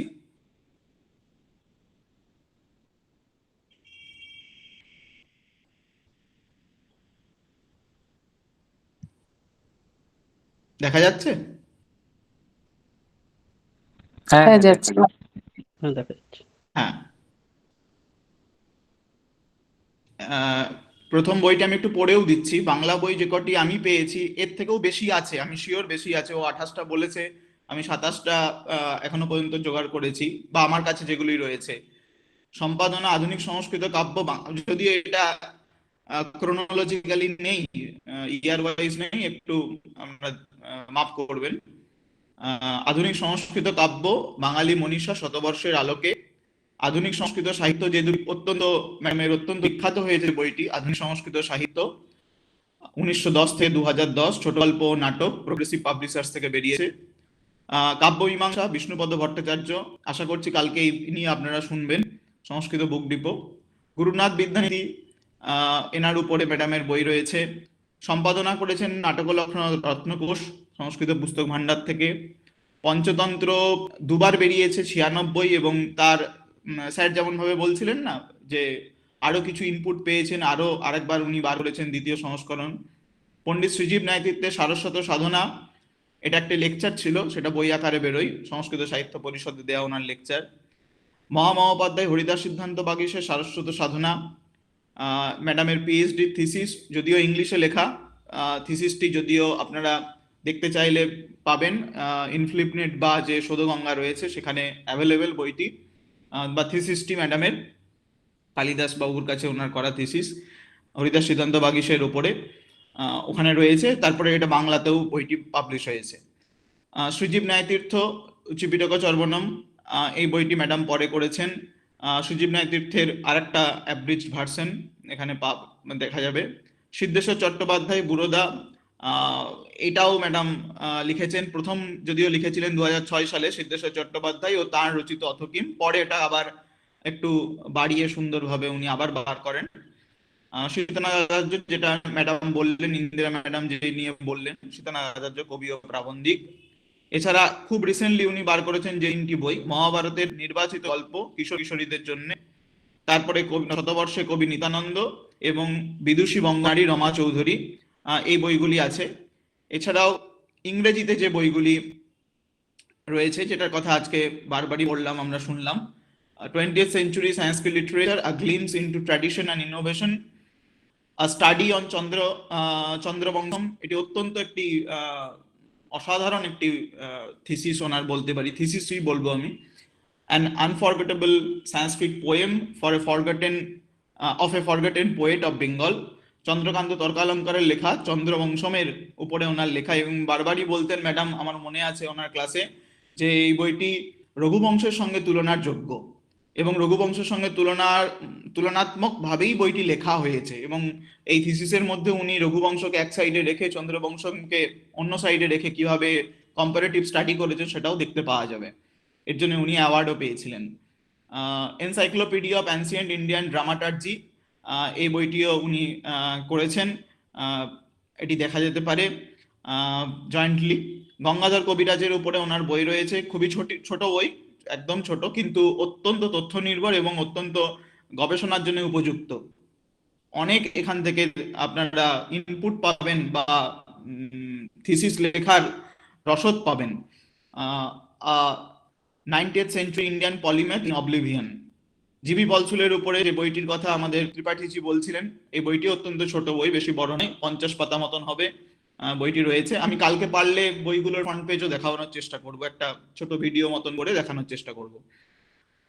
ইংলিশের যে বইটি উনি ওনার থিসিসটাকে পরে উনি বার করেন ইংলিশে, মহামহোপাধ্যায় হরিদাস ও সিদ্ধান্ত বাগীশ অ্যান অ্যাপ্রেজাল, এই বইটি পরবর্তীকালে খুব রিসেন্টলি এই বইটি আবার সাহিত্য একাডেমি থেকে বেরোয় 2020 সালে, হরিদাস ও সিদ্ধান্ত বাগীশ নামে, maker of Indian literature series, এই যে সিরিজ রয়েছে আমাদের সাহিত্য একাডেমি, তাতে হরিদাস সিদ্ধান্ত বাগীশের উপরে ম্যাডাম লেখেন, এটা বেরোয়। আচ্ছা, modern Sanskrit dramas of Bengal 20th Century AD, modern Sanskrit literature, some observations, modern Sanskrit plays, a sociological introspection, are technical terms in Sanskrit literary criticism and aesthetics, এটা বিজয় ম্যাডামের সঙ্গে লেখেন, 2015 সাল 5 সালে এটি বেরোয়।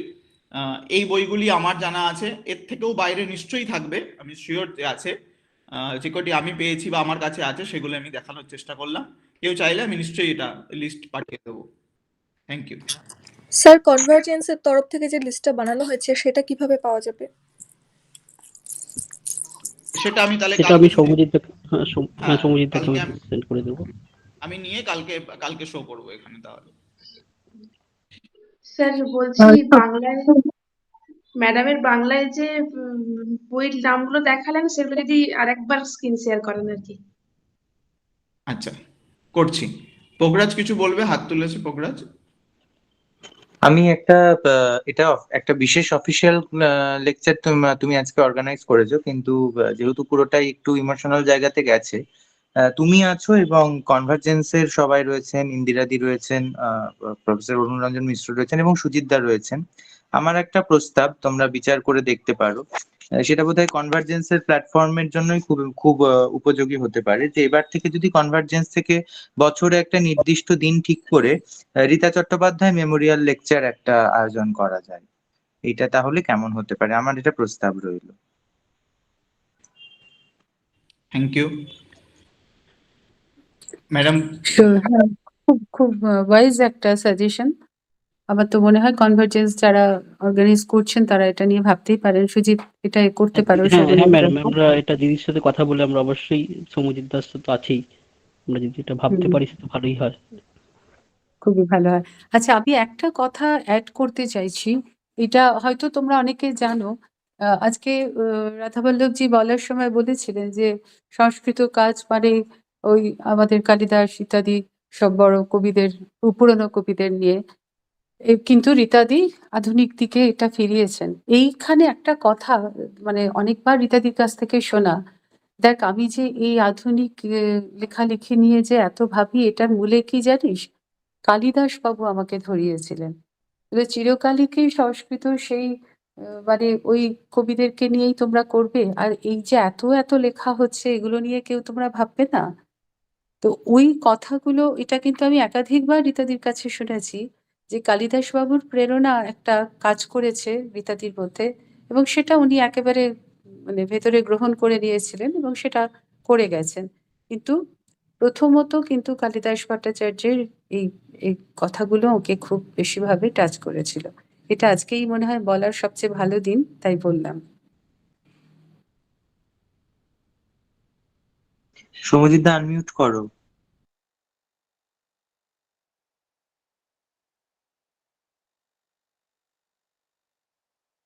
সৌম্যজিৎ, তোমাকে শোনা যাচ্ছে না। হ্যাঁ, দেখা যাচ্ছে যারা দেখতে চাইলেন বইটি, বইয়ের লিস্টটি। হ্যাঁ হ্যাঁ, দেখা যাচ্ছে স্যার।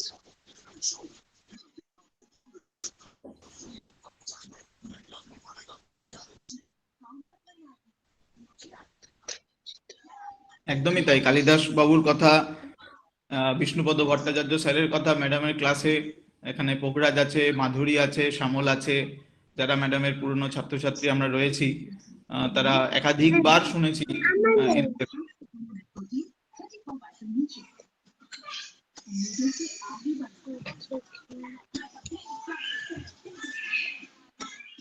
বাকিরা একটু মিউট করবেন কাইন্ডলি যদি কিছু।